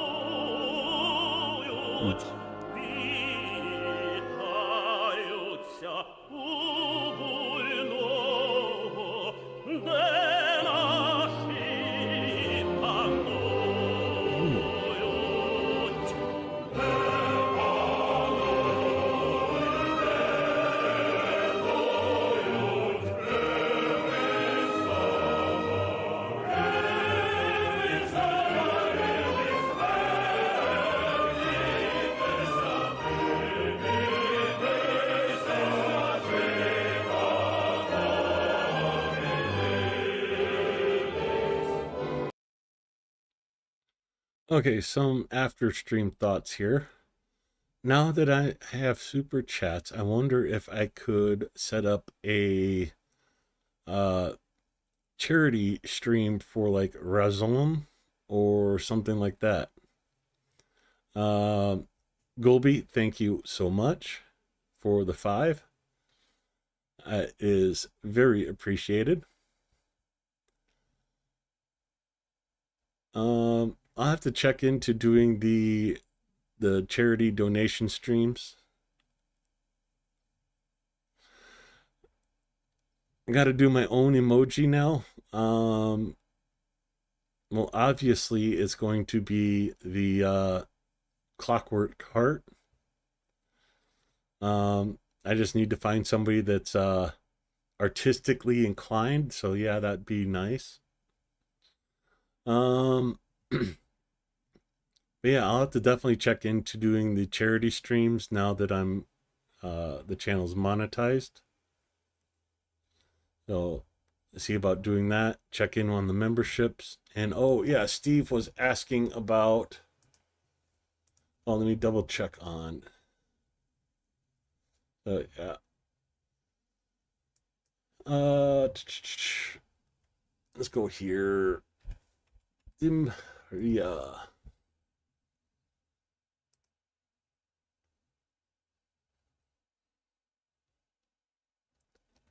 So this was the one me and Steve were looking at the other day. So yes, it is still there.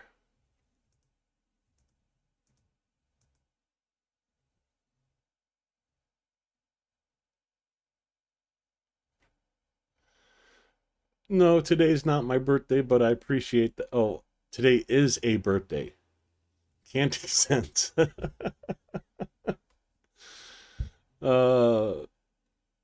Thank you coming in at the very end. You know they exist. So, this was the place that Steve Sane kind of narrowed in on. Still available. But the guy was only online 10 days ago, so who knows? Of course, there's always new ones popping up. Oh,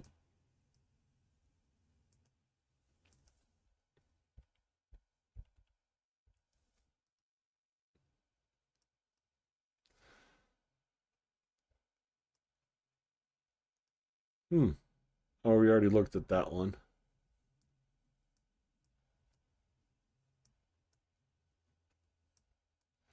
I don't know. The one I'm liking is this one here.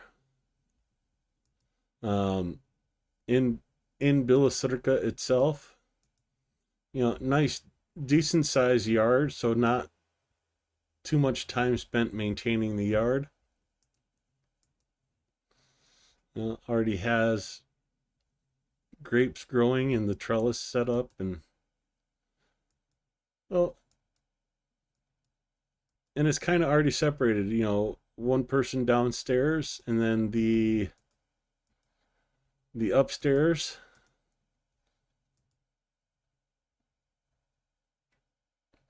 So it's kind of like two apartments with like sharing the kitchen / entryway on the downstairs.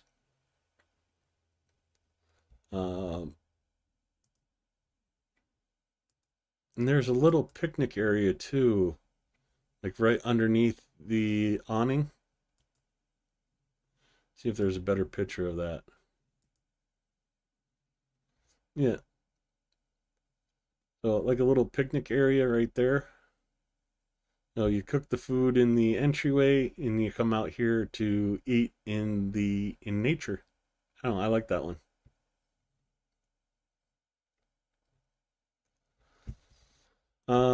But like I said, there's new houses pop up all the time. Anyone that's not grayed out is one I haven't looked at. I've looked at quite a few. Ooh. Is that right by the lake?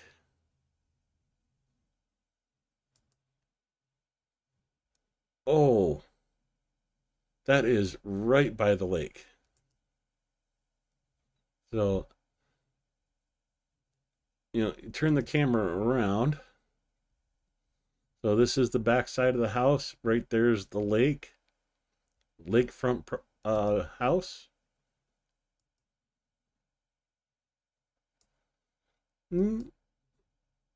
Yard needs a little maintaining, but grapevine. Looks like a couple fruit trees already.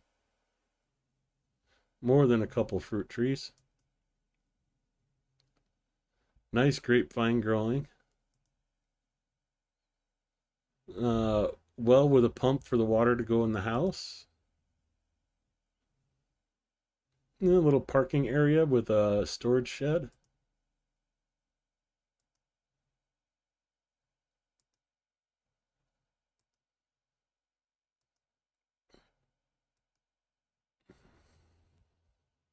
I'm liking this one. 11.7. Where is this at? So about halfway between Bilasirka and Kiev. Right along the water over here. Well, Billercirca, Kiev.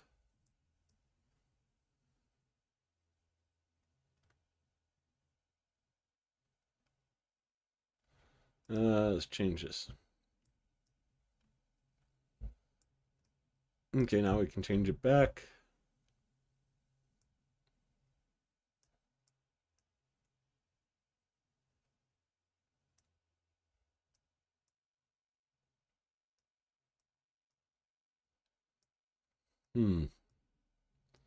Not that one. Could be this one.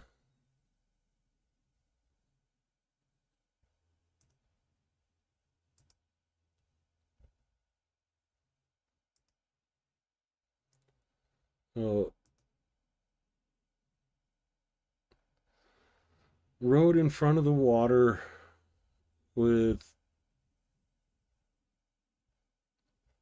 let's take a look here.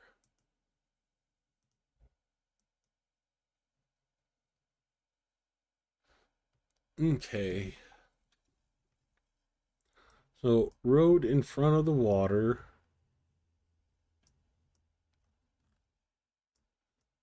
This side.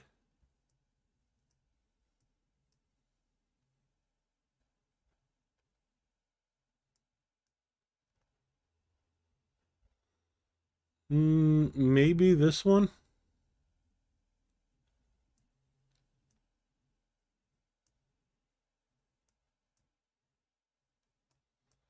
Yeah, I'm thinking it's this place right here.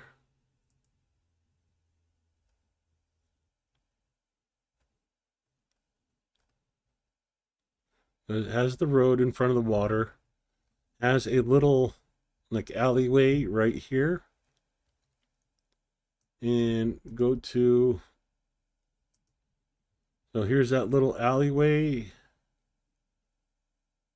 I don't know, maybe the building's a little too close to the water.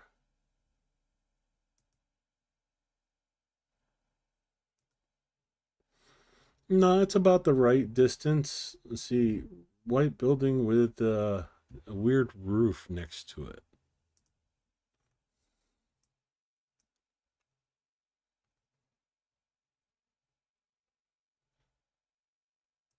Oh, there's the white building with the weird roof. So it's, I think it's this one right here. It's just the shed is not there no more.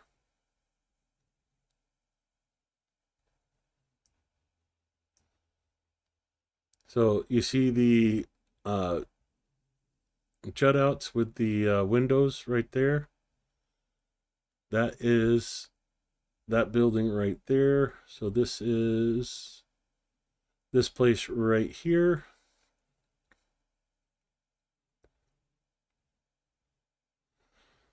Well, unfortunately, we don't know when this overview was taken, but yeah, that's, let's see. Well, Google's been through the town, but not down that street.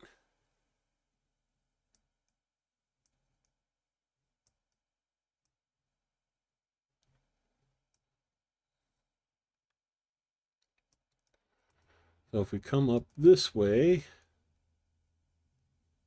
oh, that's the wrong way.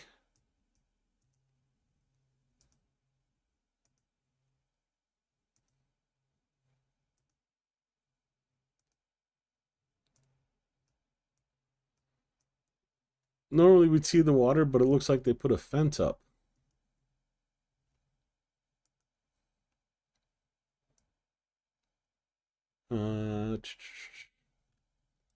Let's see if there's anything along the waterfront there.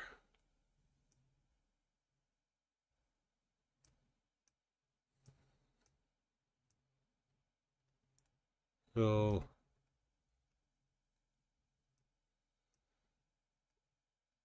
they're not part of the main lake, just like the little inlet next to it, and like the house is back over that way.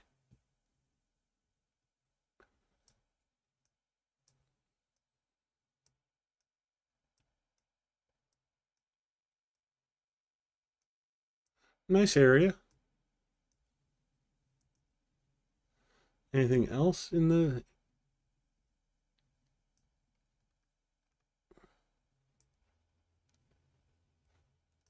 Oh, there's this one. Well, I'm sure this farmer's really happy about this walking path through his crops.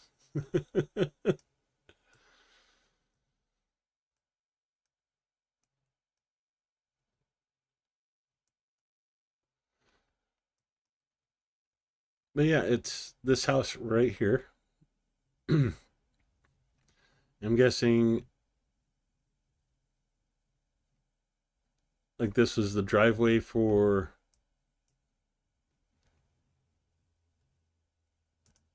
Ah, shoot. History.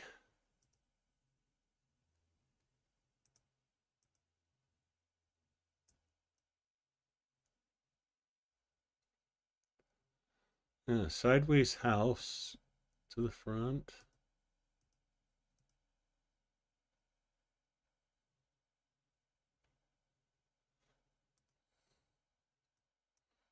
Yeah, so it's that place here. So something must have happened to change in this area. It has to be that house. But yeah, road along the front. I'm guessing maybe a driveway like right here or something. Someone put in a who knows. I like that one.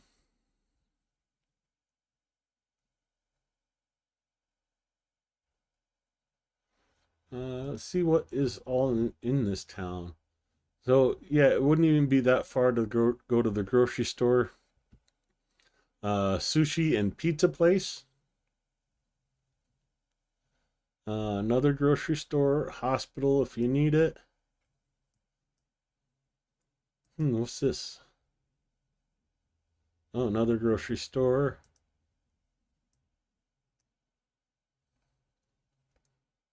So right here is bus stop. And oh. Yes, I really like this because right there is the train stop. And that rail line goes, guess where it goes. So an easy trip into Kyiv.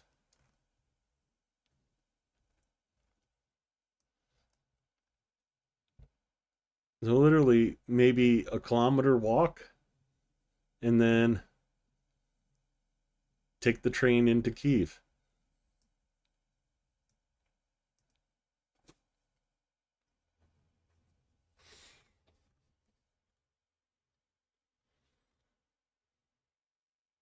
And that's almost like the perfect setup. You wouldn't even need a vehicle. The grocery store's in walking distance. And there we go, fishing tackle and fishing shop.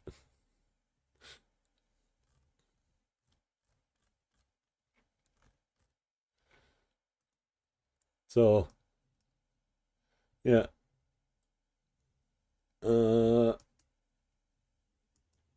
What's this? Home goods store? Wheelbarrows? Sleds? Lawn ornaments? Clocks? Bicycles?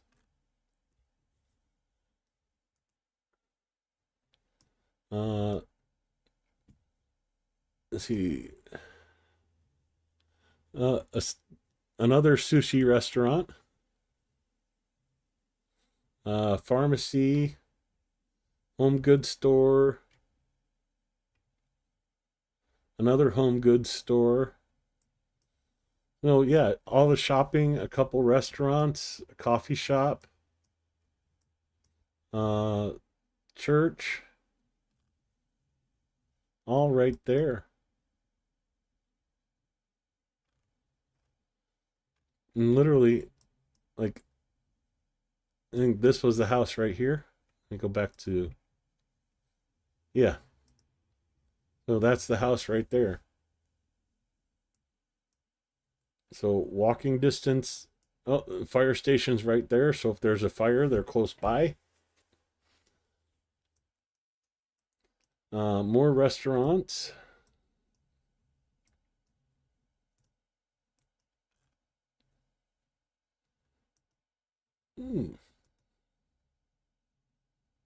So this was a medieval like outpost. Does it say the date on it? Doesn't look like it.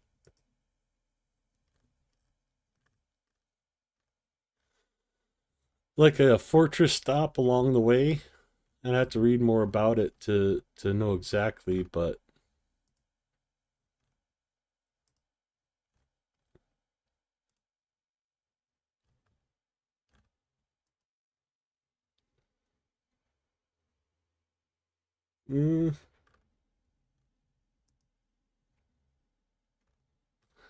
I'll have to read up on that. But yeah, I'm liking this one.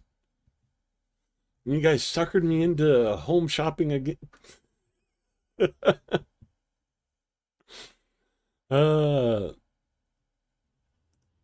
Yeah, this is definitely going into the favorites.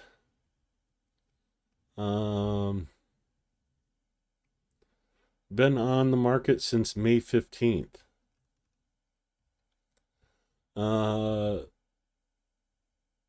Nice sized kitchen, decent living area.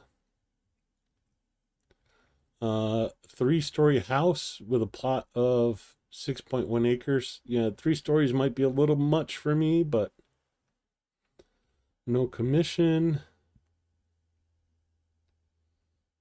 100th with a house, an iron garage. There is a fence, a well, water in the house, solid fuel stove, garden, nearby is forest. 150 meters to the lake for swimming and fishing. To the minibus and the store is a 15 to 20 minute walk. To the electric train is a 4-kilometer walk. So, yeah, going from here to here is 4 kilometers. From here.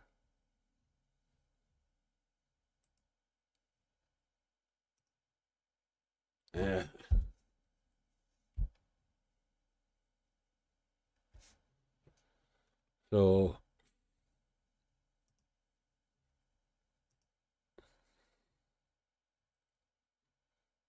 from here to the train station.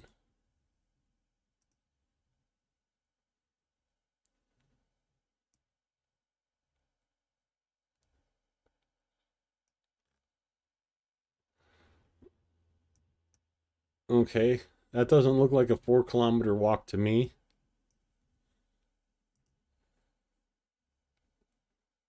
Well, 1 kilometer to the train station at the most.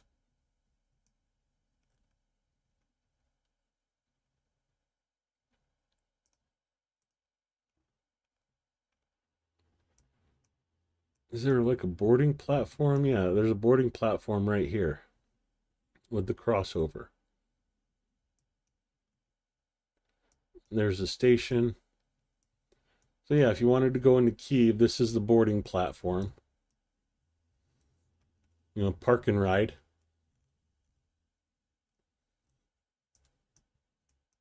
And then another station out here in the middle of nothing. Forest all around it. Lake. Even has the farms. Oh, I like that. I really like this one. For you forest workers out here, I know there's somebody in chat. Gobi saying that's the one. Yeah, I'm liking it. I mean, for 11.7, no commission. Did it say? Yeah, no commission. So you don't have to pay a realtor. You're buying from the developer.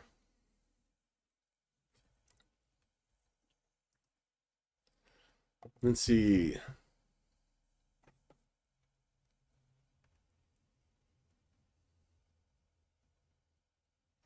Yeah, internet there. Bars are on the window. There's a cellar, a garden, and a fence. So there's a root cellar on here somewhere too.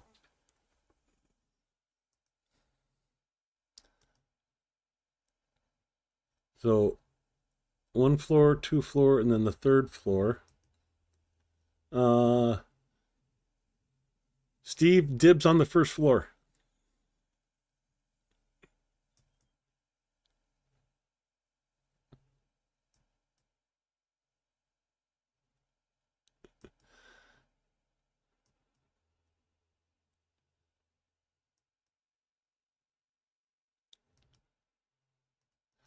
Yeah, it doesn't really show the inside.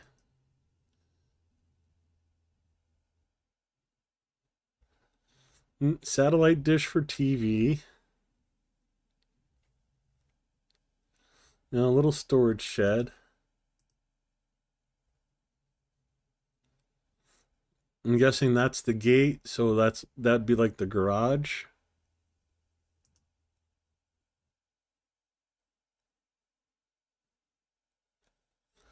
Plenty of grapes.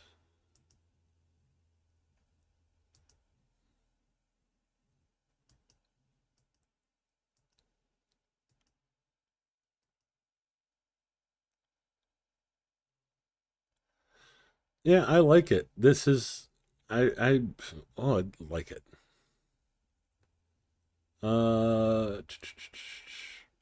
Close that out. Let me close this out so we can go full screen here. So share, copy link. Discord to Mr. Insane.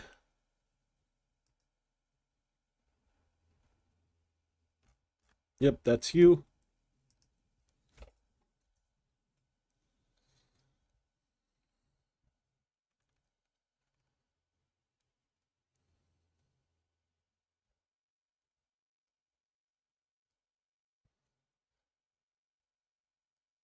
Oh, nice high ceilings, 2.5 meter ceilings. Oh,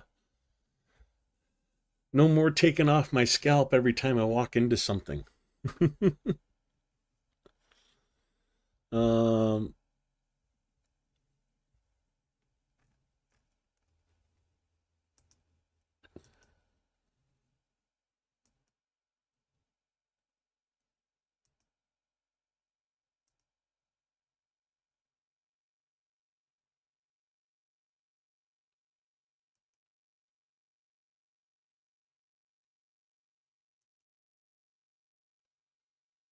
yeah, I am definitely liking this place.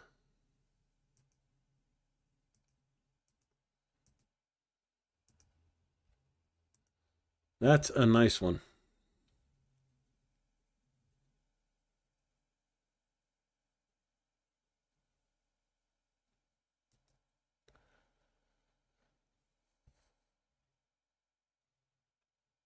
So more money, smaller, no, less rooms, same plot size.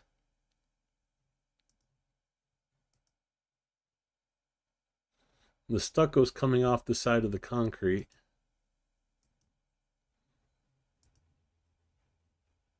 Your neighbor's apple trees coming across the driveway.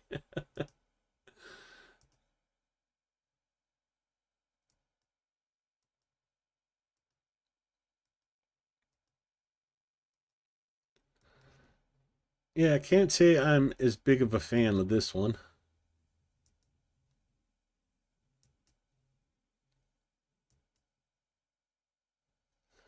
Oh, hoarder garage.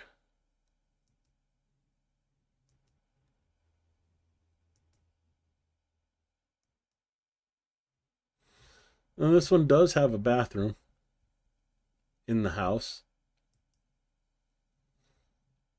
But again, adding a bathroom and a septic system in Ukraine is not as expensive as it is here in the States.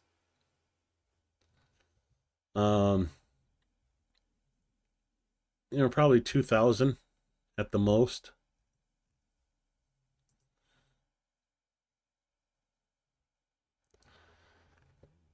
I'm still liking that, like right on the train track to go into Kyiv.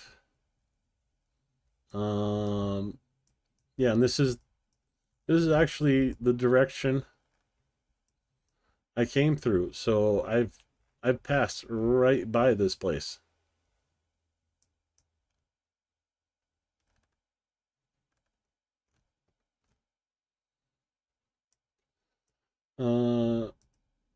Let's check some of these others out.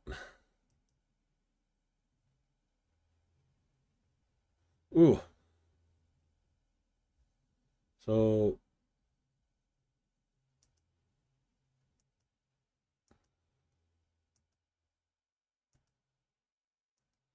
unfinished. No, I don't want to do that much work.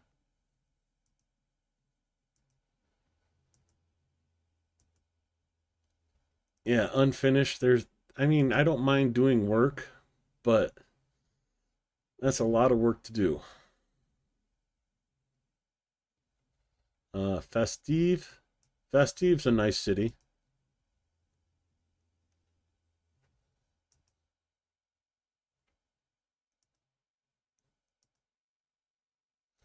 Oh, I like that. Like a little Arizona room.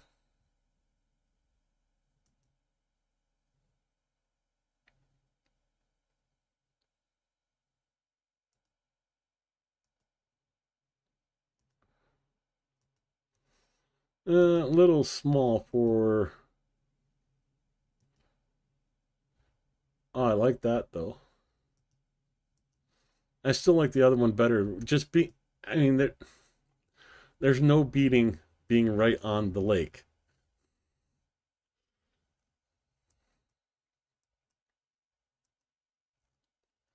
Yeah, I don't think I'm gonna find something better than that one. That's the one. How big's the city? Brova. Worlsedden in the Fastive region, located on the Stugna River.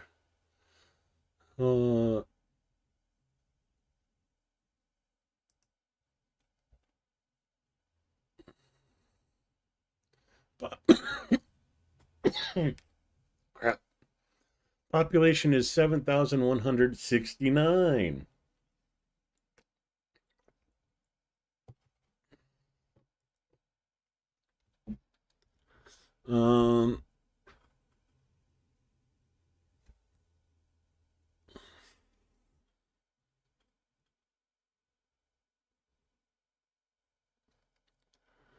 So in January of last year, they went from a urban settlement to a rural settlement. But yeah, 7,000 people, that's not too big. And it's also not too small.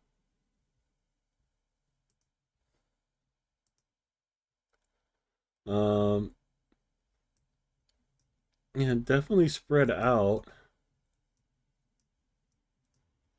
But it's all like village housing. I don't see...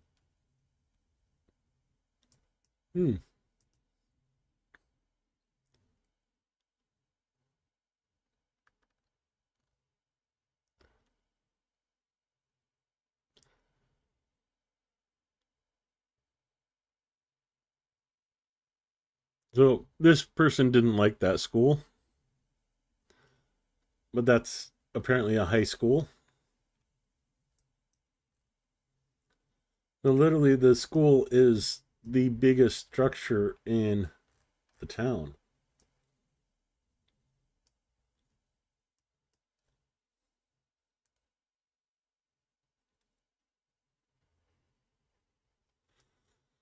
So this would be like the main drag of the city.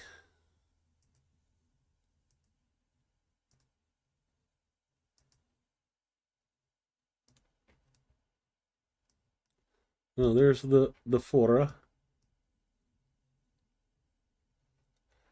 This was, they drove through in 2020, so 2 years before the war.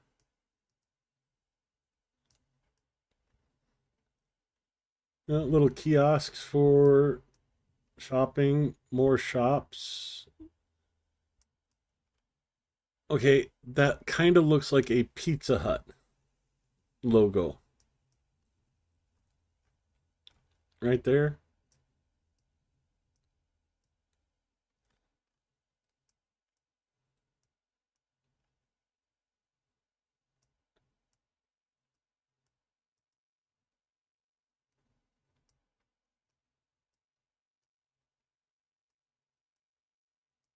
No, I mean, it has a nice little city center, couple shops, couple restaurants. And then right there's the office. I like it.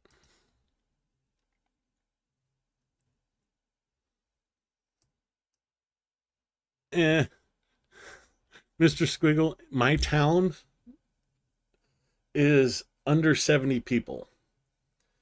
And it's not a town, it's not a township, it's not a village, it is the city of Delmont. um I wish I could see like where these buses go. So, bus stops are right there. I'm guessing those buses like will go out to the highway and then like either up to Kiev or down to Bilosirka. Yeah, because those bus stops are right here. Now you have your choice. You can take the train or you can take the bus. The bus is a little bit more of a walk, but I like the fact that you wouldn't need a vehicle. All the shops and restaurants are in walking distance.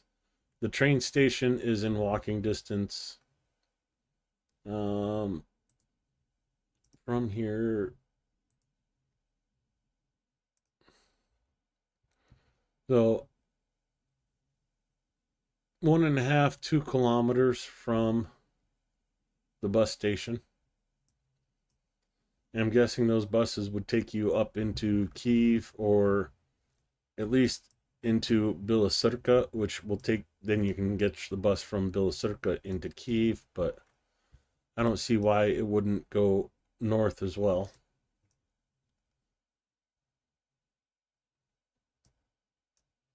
And that is definitely an interesting one. That's what it looked like to me.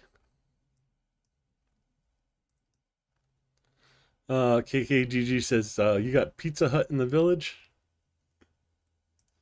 Come back to the city center. I don't know, maybe it's a cake.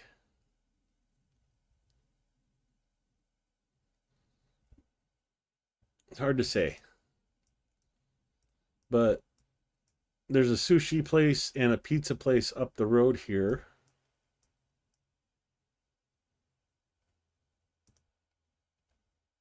So, one more sushi and pizza.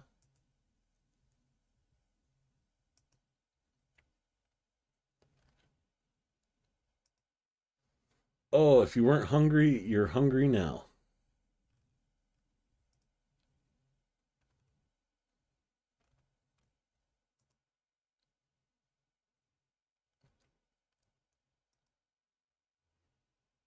Okay, I don't know what that is, but I got to try one. I love blueberries.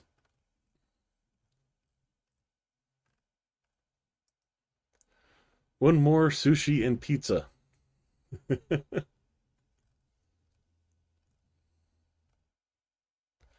Oh, look at those desserts.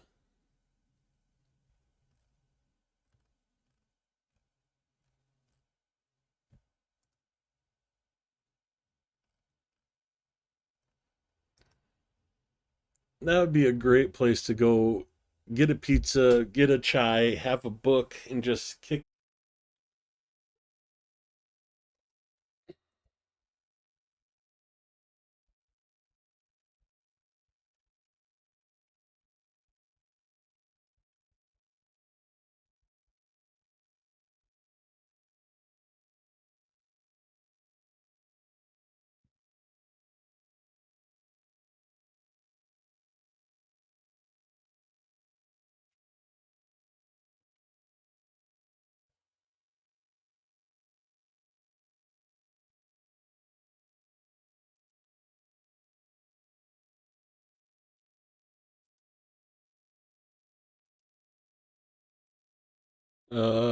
Are we back?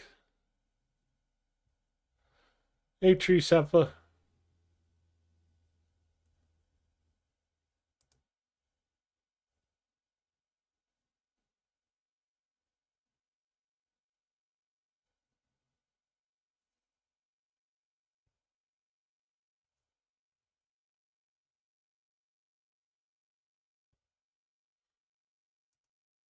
Okay. Well, it says it's back, but I'm not getting a preview on YouTube anymore. Uh, so like 200 hryvnia would be about $5. So 8 sushi rolls for $5. Um, 5, 6, maybe $7 depending on the rolls.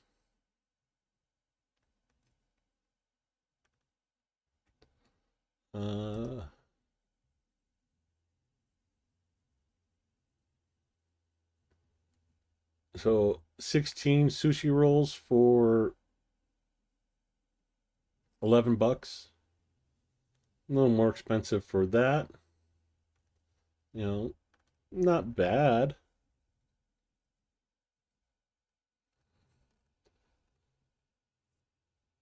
There you go.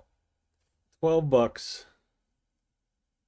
Under $12, and you're getting 12, 24, 36, 42 sushis.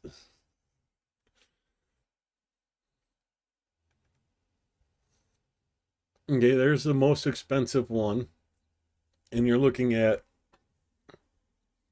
a feast of sushi.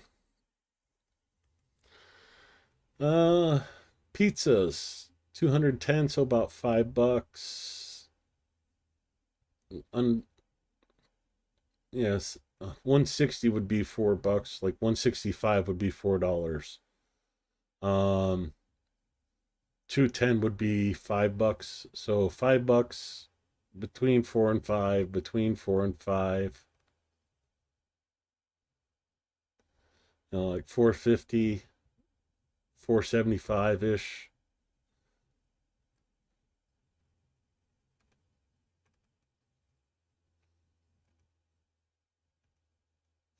Margarita pizza. Oh.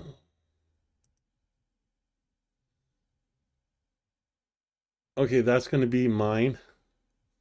30 centimeter and a 40 centimeter. 260 or 350.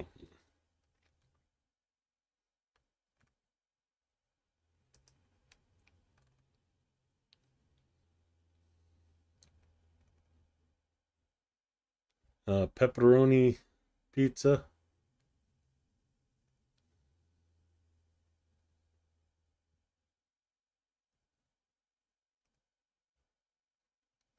Okay, let me see if this works.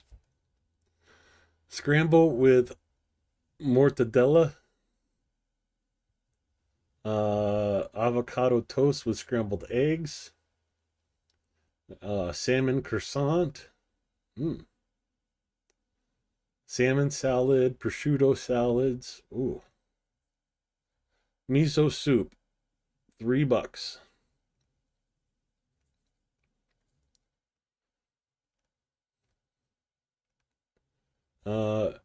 Barbecue burger with bacon. Under $5. Double burger smash with cheesy cheese.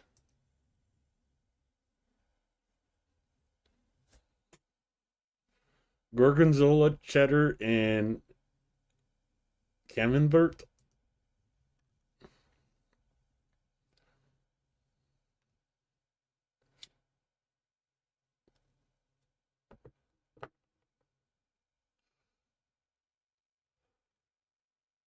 Uh,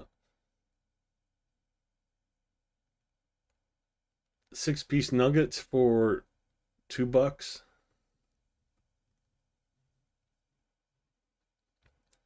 Ooh, I like that.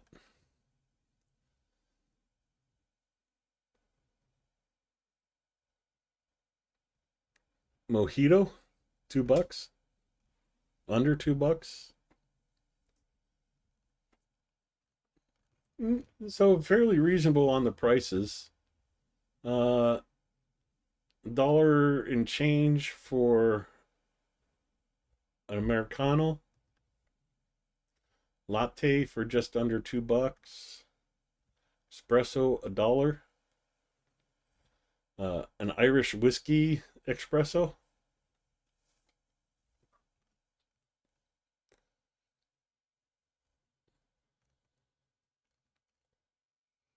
Oh, let's go to the dangerous one. Wait. I gotta check out tea first. No, $1 for a small Coke.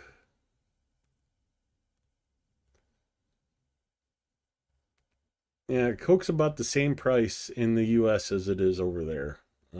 Fanta's a little bit cheaper. Let's see what desserts. A scoop of ice cream for $1 and change.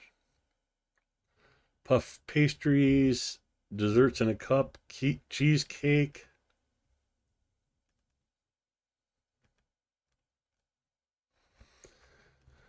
I mean,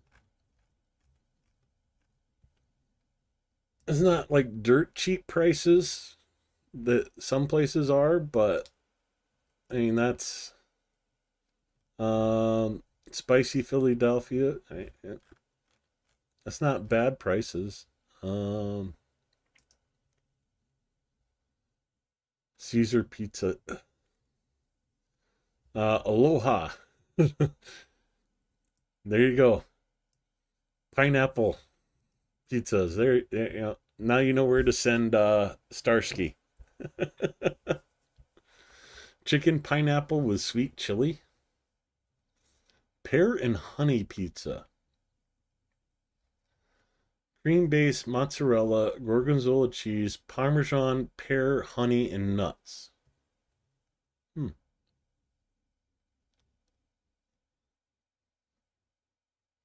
4 cheese. Salmon pizza. Mexicano, tomato base, chipotle, mozzarella cheese, chicken, onion, jalapeno, corn, and parmesan.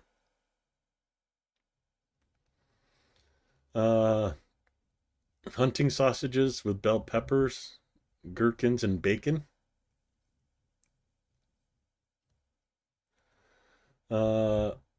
Pepperoni or pepperoni with cheese.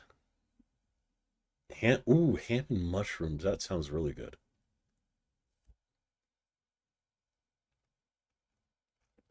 Not bad prices.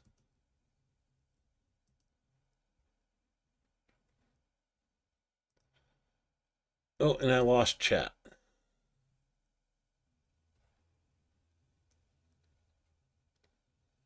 We're back. Okay. As long as it's not farm salmon. I wouldn't be sure.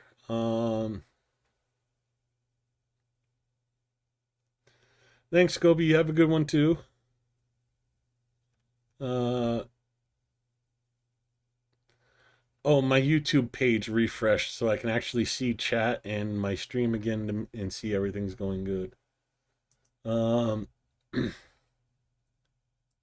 You know, the sushi and pizza place across the street. So you have your choice of sushi and pizza.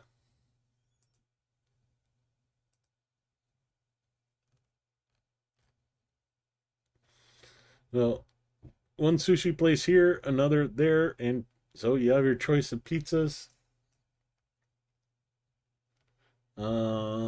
Drugstore.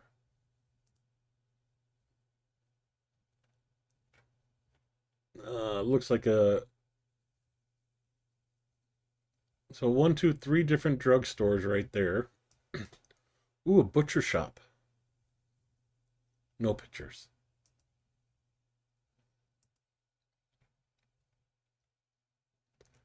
So kind of like a gardening store. All your seeds, garden supplies.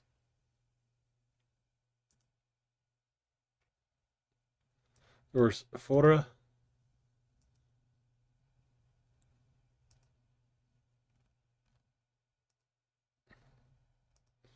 Well, yeah, everything you need from the grocery store. A shoe store, although I doubt they'd have my sizes.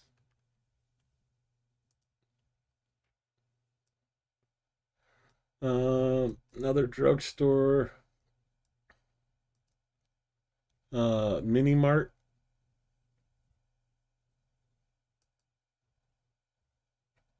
You know, the coffee shops are right next to each other. They need to trade. They need to put a coffee shop up here and move one of the pizza places down here.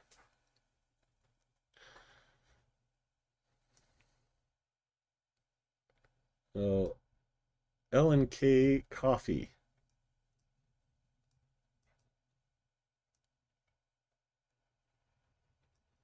Guessing this place right here.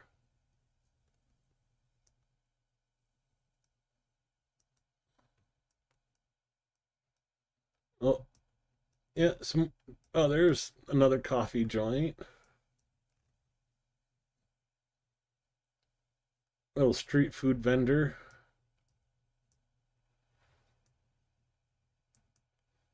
Yeah, I'm definitely liking this town.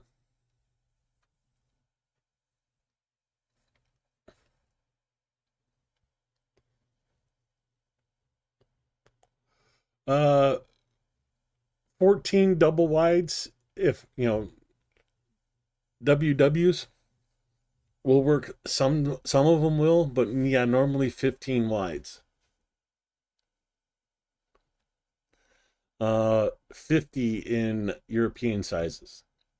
And like the cutoff that I've seen in Ukraine is like 49.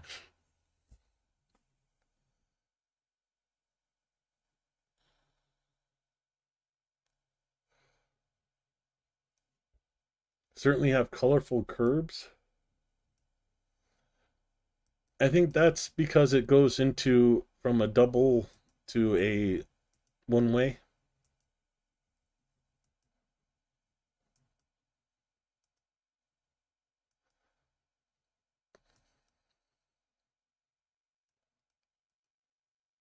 But yeah, nice little city center.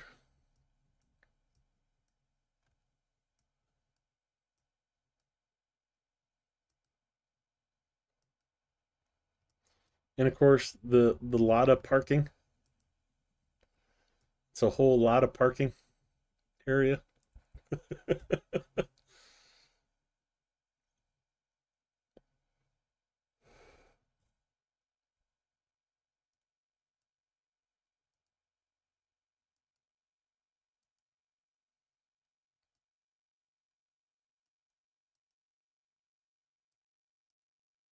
So audio visual video store.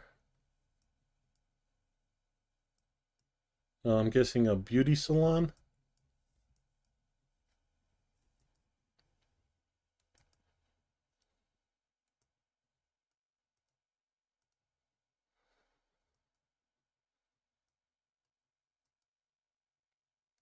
And of course, graffiti, as every town gets.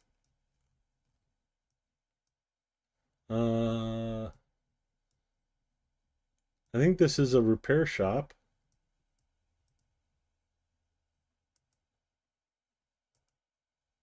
Oh, what the heck is that?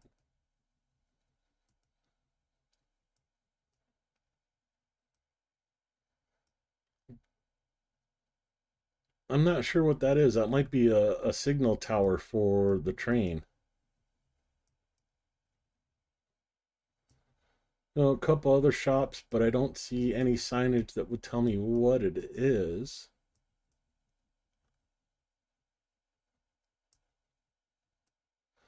The little jut out from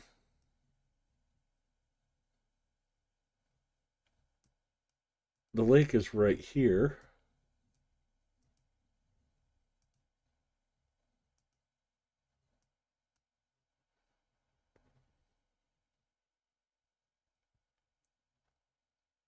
Oh, I went too far.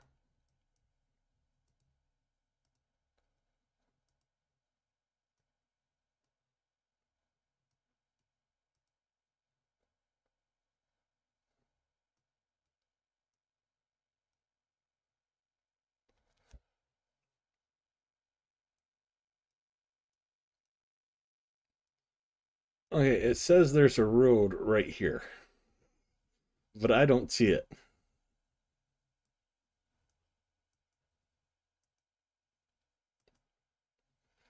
So maybe that road goes underneath.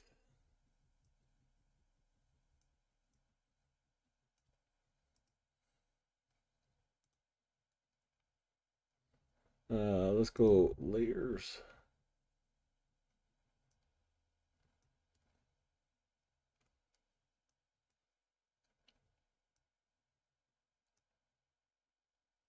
Yeah, so there's like a little strip road that goes right through here. It's more like a walking path. So like the drive, you'd have to drive from like down here, I think.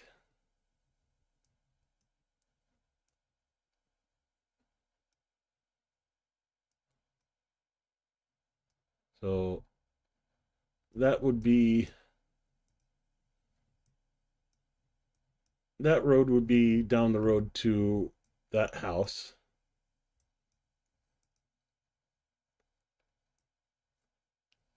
And these little towers here are interesting. I'd love to know what those are.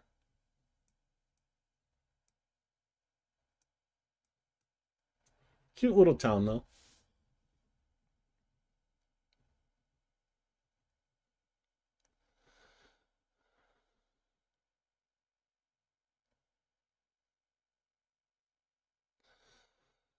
Not only bring the tractor down, but some of my salmon coho isn't bad, but I prefer early sockeye runs. And the late ones, smoking fish this weekend.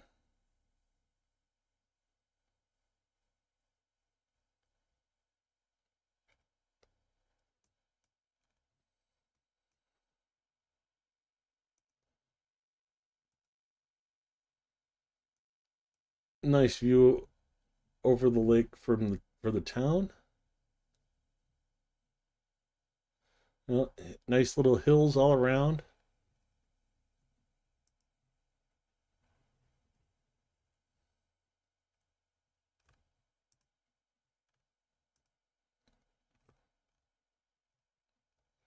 Oh, those are interesting flowers. I wonder what those are. Double rainbow.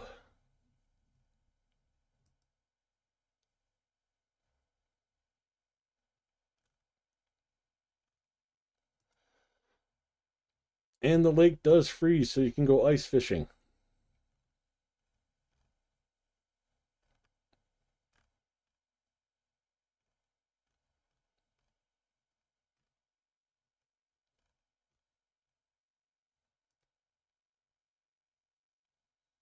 What's good for the goose is good for the gander.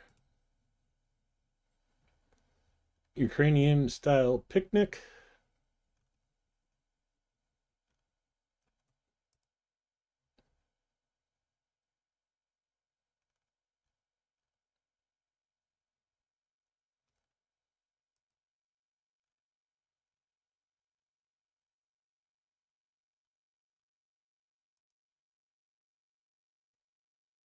41 to 45. Yeah, I'm not sure that monument will still be there, but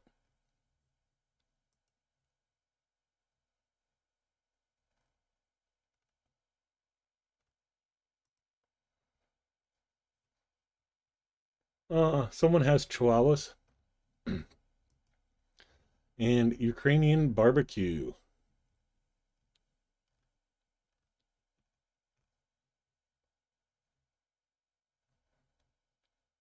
Okay.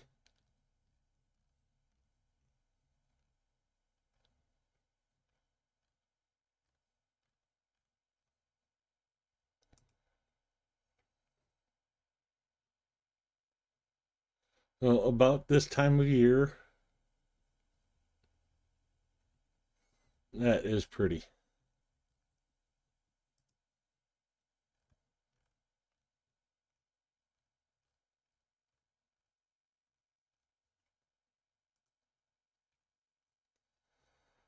I don't know, Steve. I think we found it.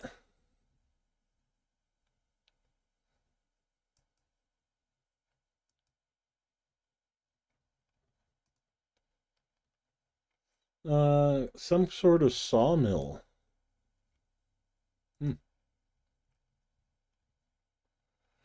So getting lumber would be pretty easy.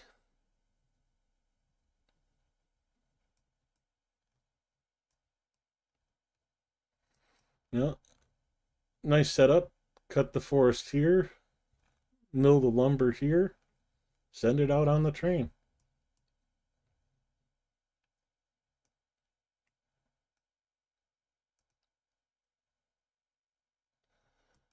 Yeah. Chicken farms right there. So fresh eggs.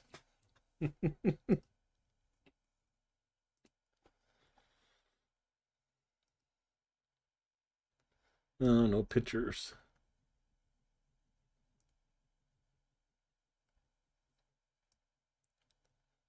Come on, let me see this lake. Oh, one of the other lakes along the river.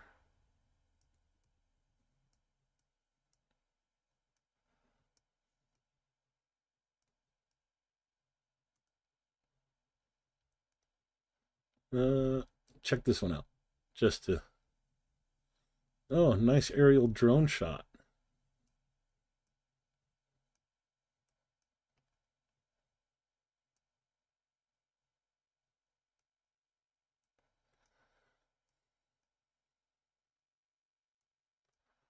So there's that lake.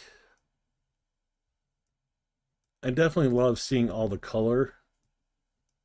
You know, green roofs, red roofs, not just every house having the same exact roof. There's the lumber yard. And like that house is like right in here.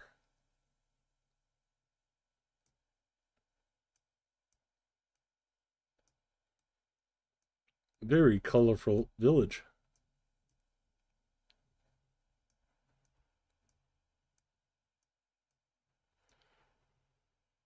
And then, you know, the river that runs through the towns and feeds the different lakes. You see it was dammed up here with the overflow right there that feeds into the lake that that house is sitting on. Feeds into the next one, feeds into the next one, and into the next one. Right on down the line.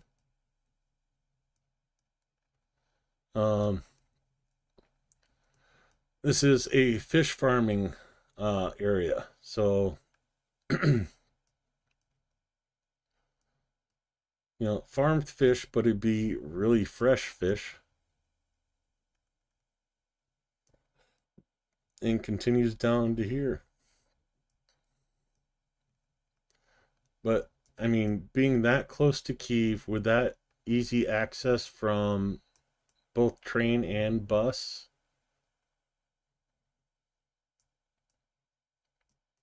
What are the bus routes again?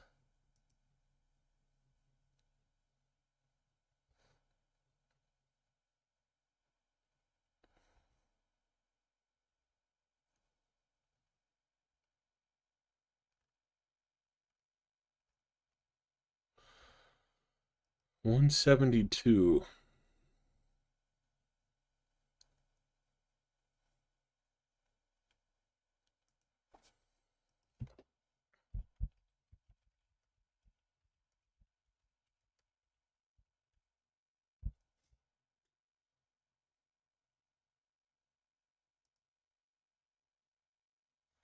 So yeah, that bus goes right into Kiev and back again. So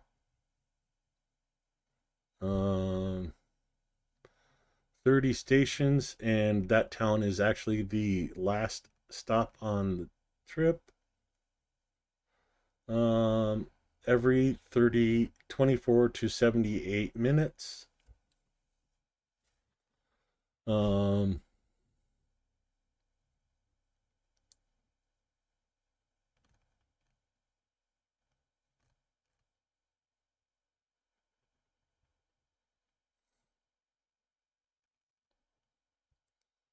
So yeah, Borova is the end of the bus route and goes right into the green line, I believe, in Kiev.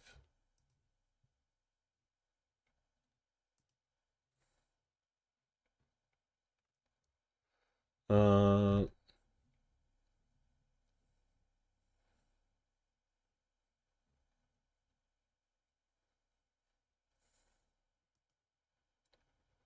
and just out of curiosity, directions from here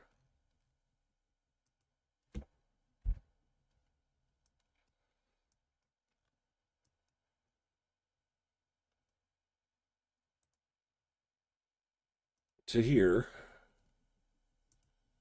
So it's an hour and 15 minutes on the bus, hour and a half maybe, depending on time of day and traffic.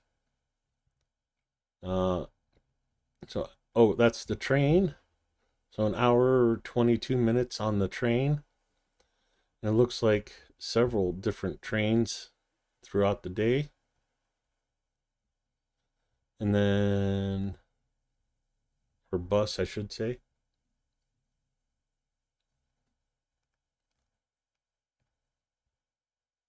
Uh, 172. And then the train is 6012. Yeah, that's the train, is the 6012 train. So yeah, an hour into Kiev and an hour back. Not bad.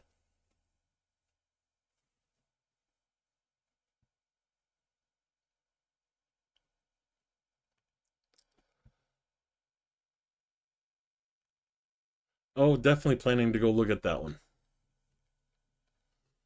The village is Borova. Borova.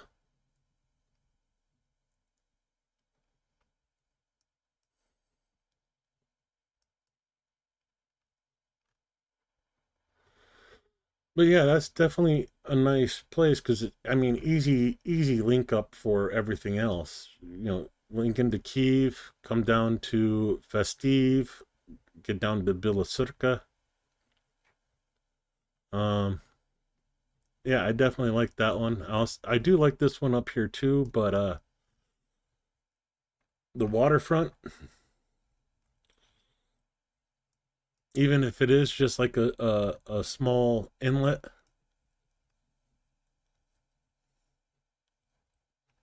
I do like that.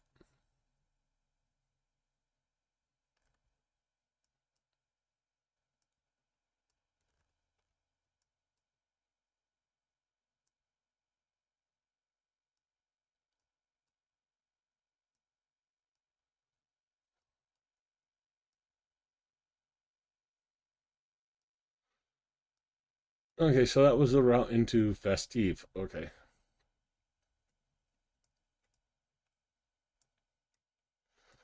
So yeah, if you wanted to go hit up a concert or something in Kiev, an hour to the metro station here. And then from that metro station, you can get anywhere in Kiev.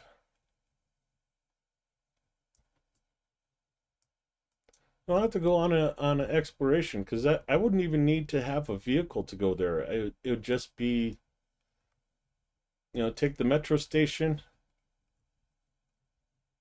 and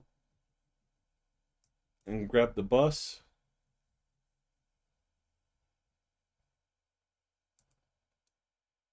Let's see.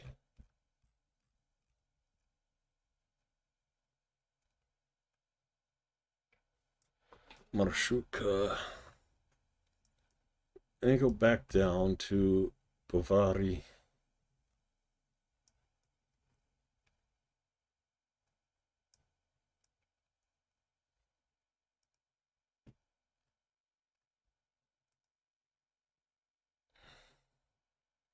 Yeah, Odoprom. So looks like the last bus leaves at 7. And then starts up again at 6 a.m.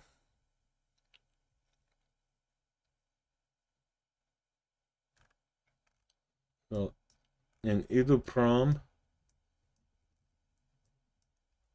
is this metro station right here.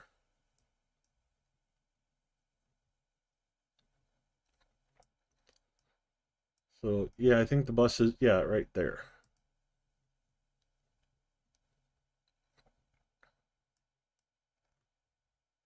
Yeah, 172 and 791. So, get off at the, take the metro to Itoprom, hop on the 172 bus, and it would not take me but maybe 2 hours to get out to this town.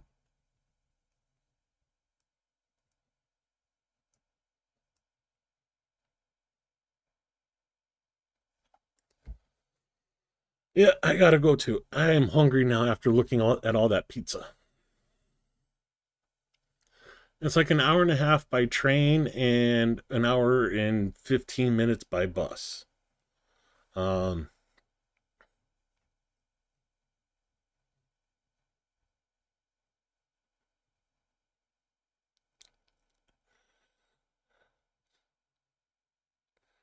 Yeah, I'm definitely gonna go check out this little town. Well, I'm there. But I mean that's about perfect. I mean, you couldn't ask for a better location. And with that, good night, everybody. Stay safe. Quick check. Yeah, more drones towards Lutsk. Oh, I closed Telegram somehow.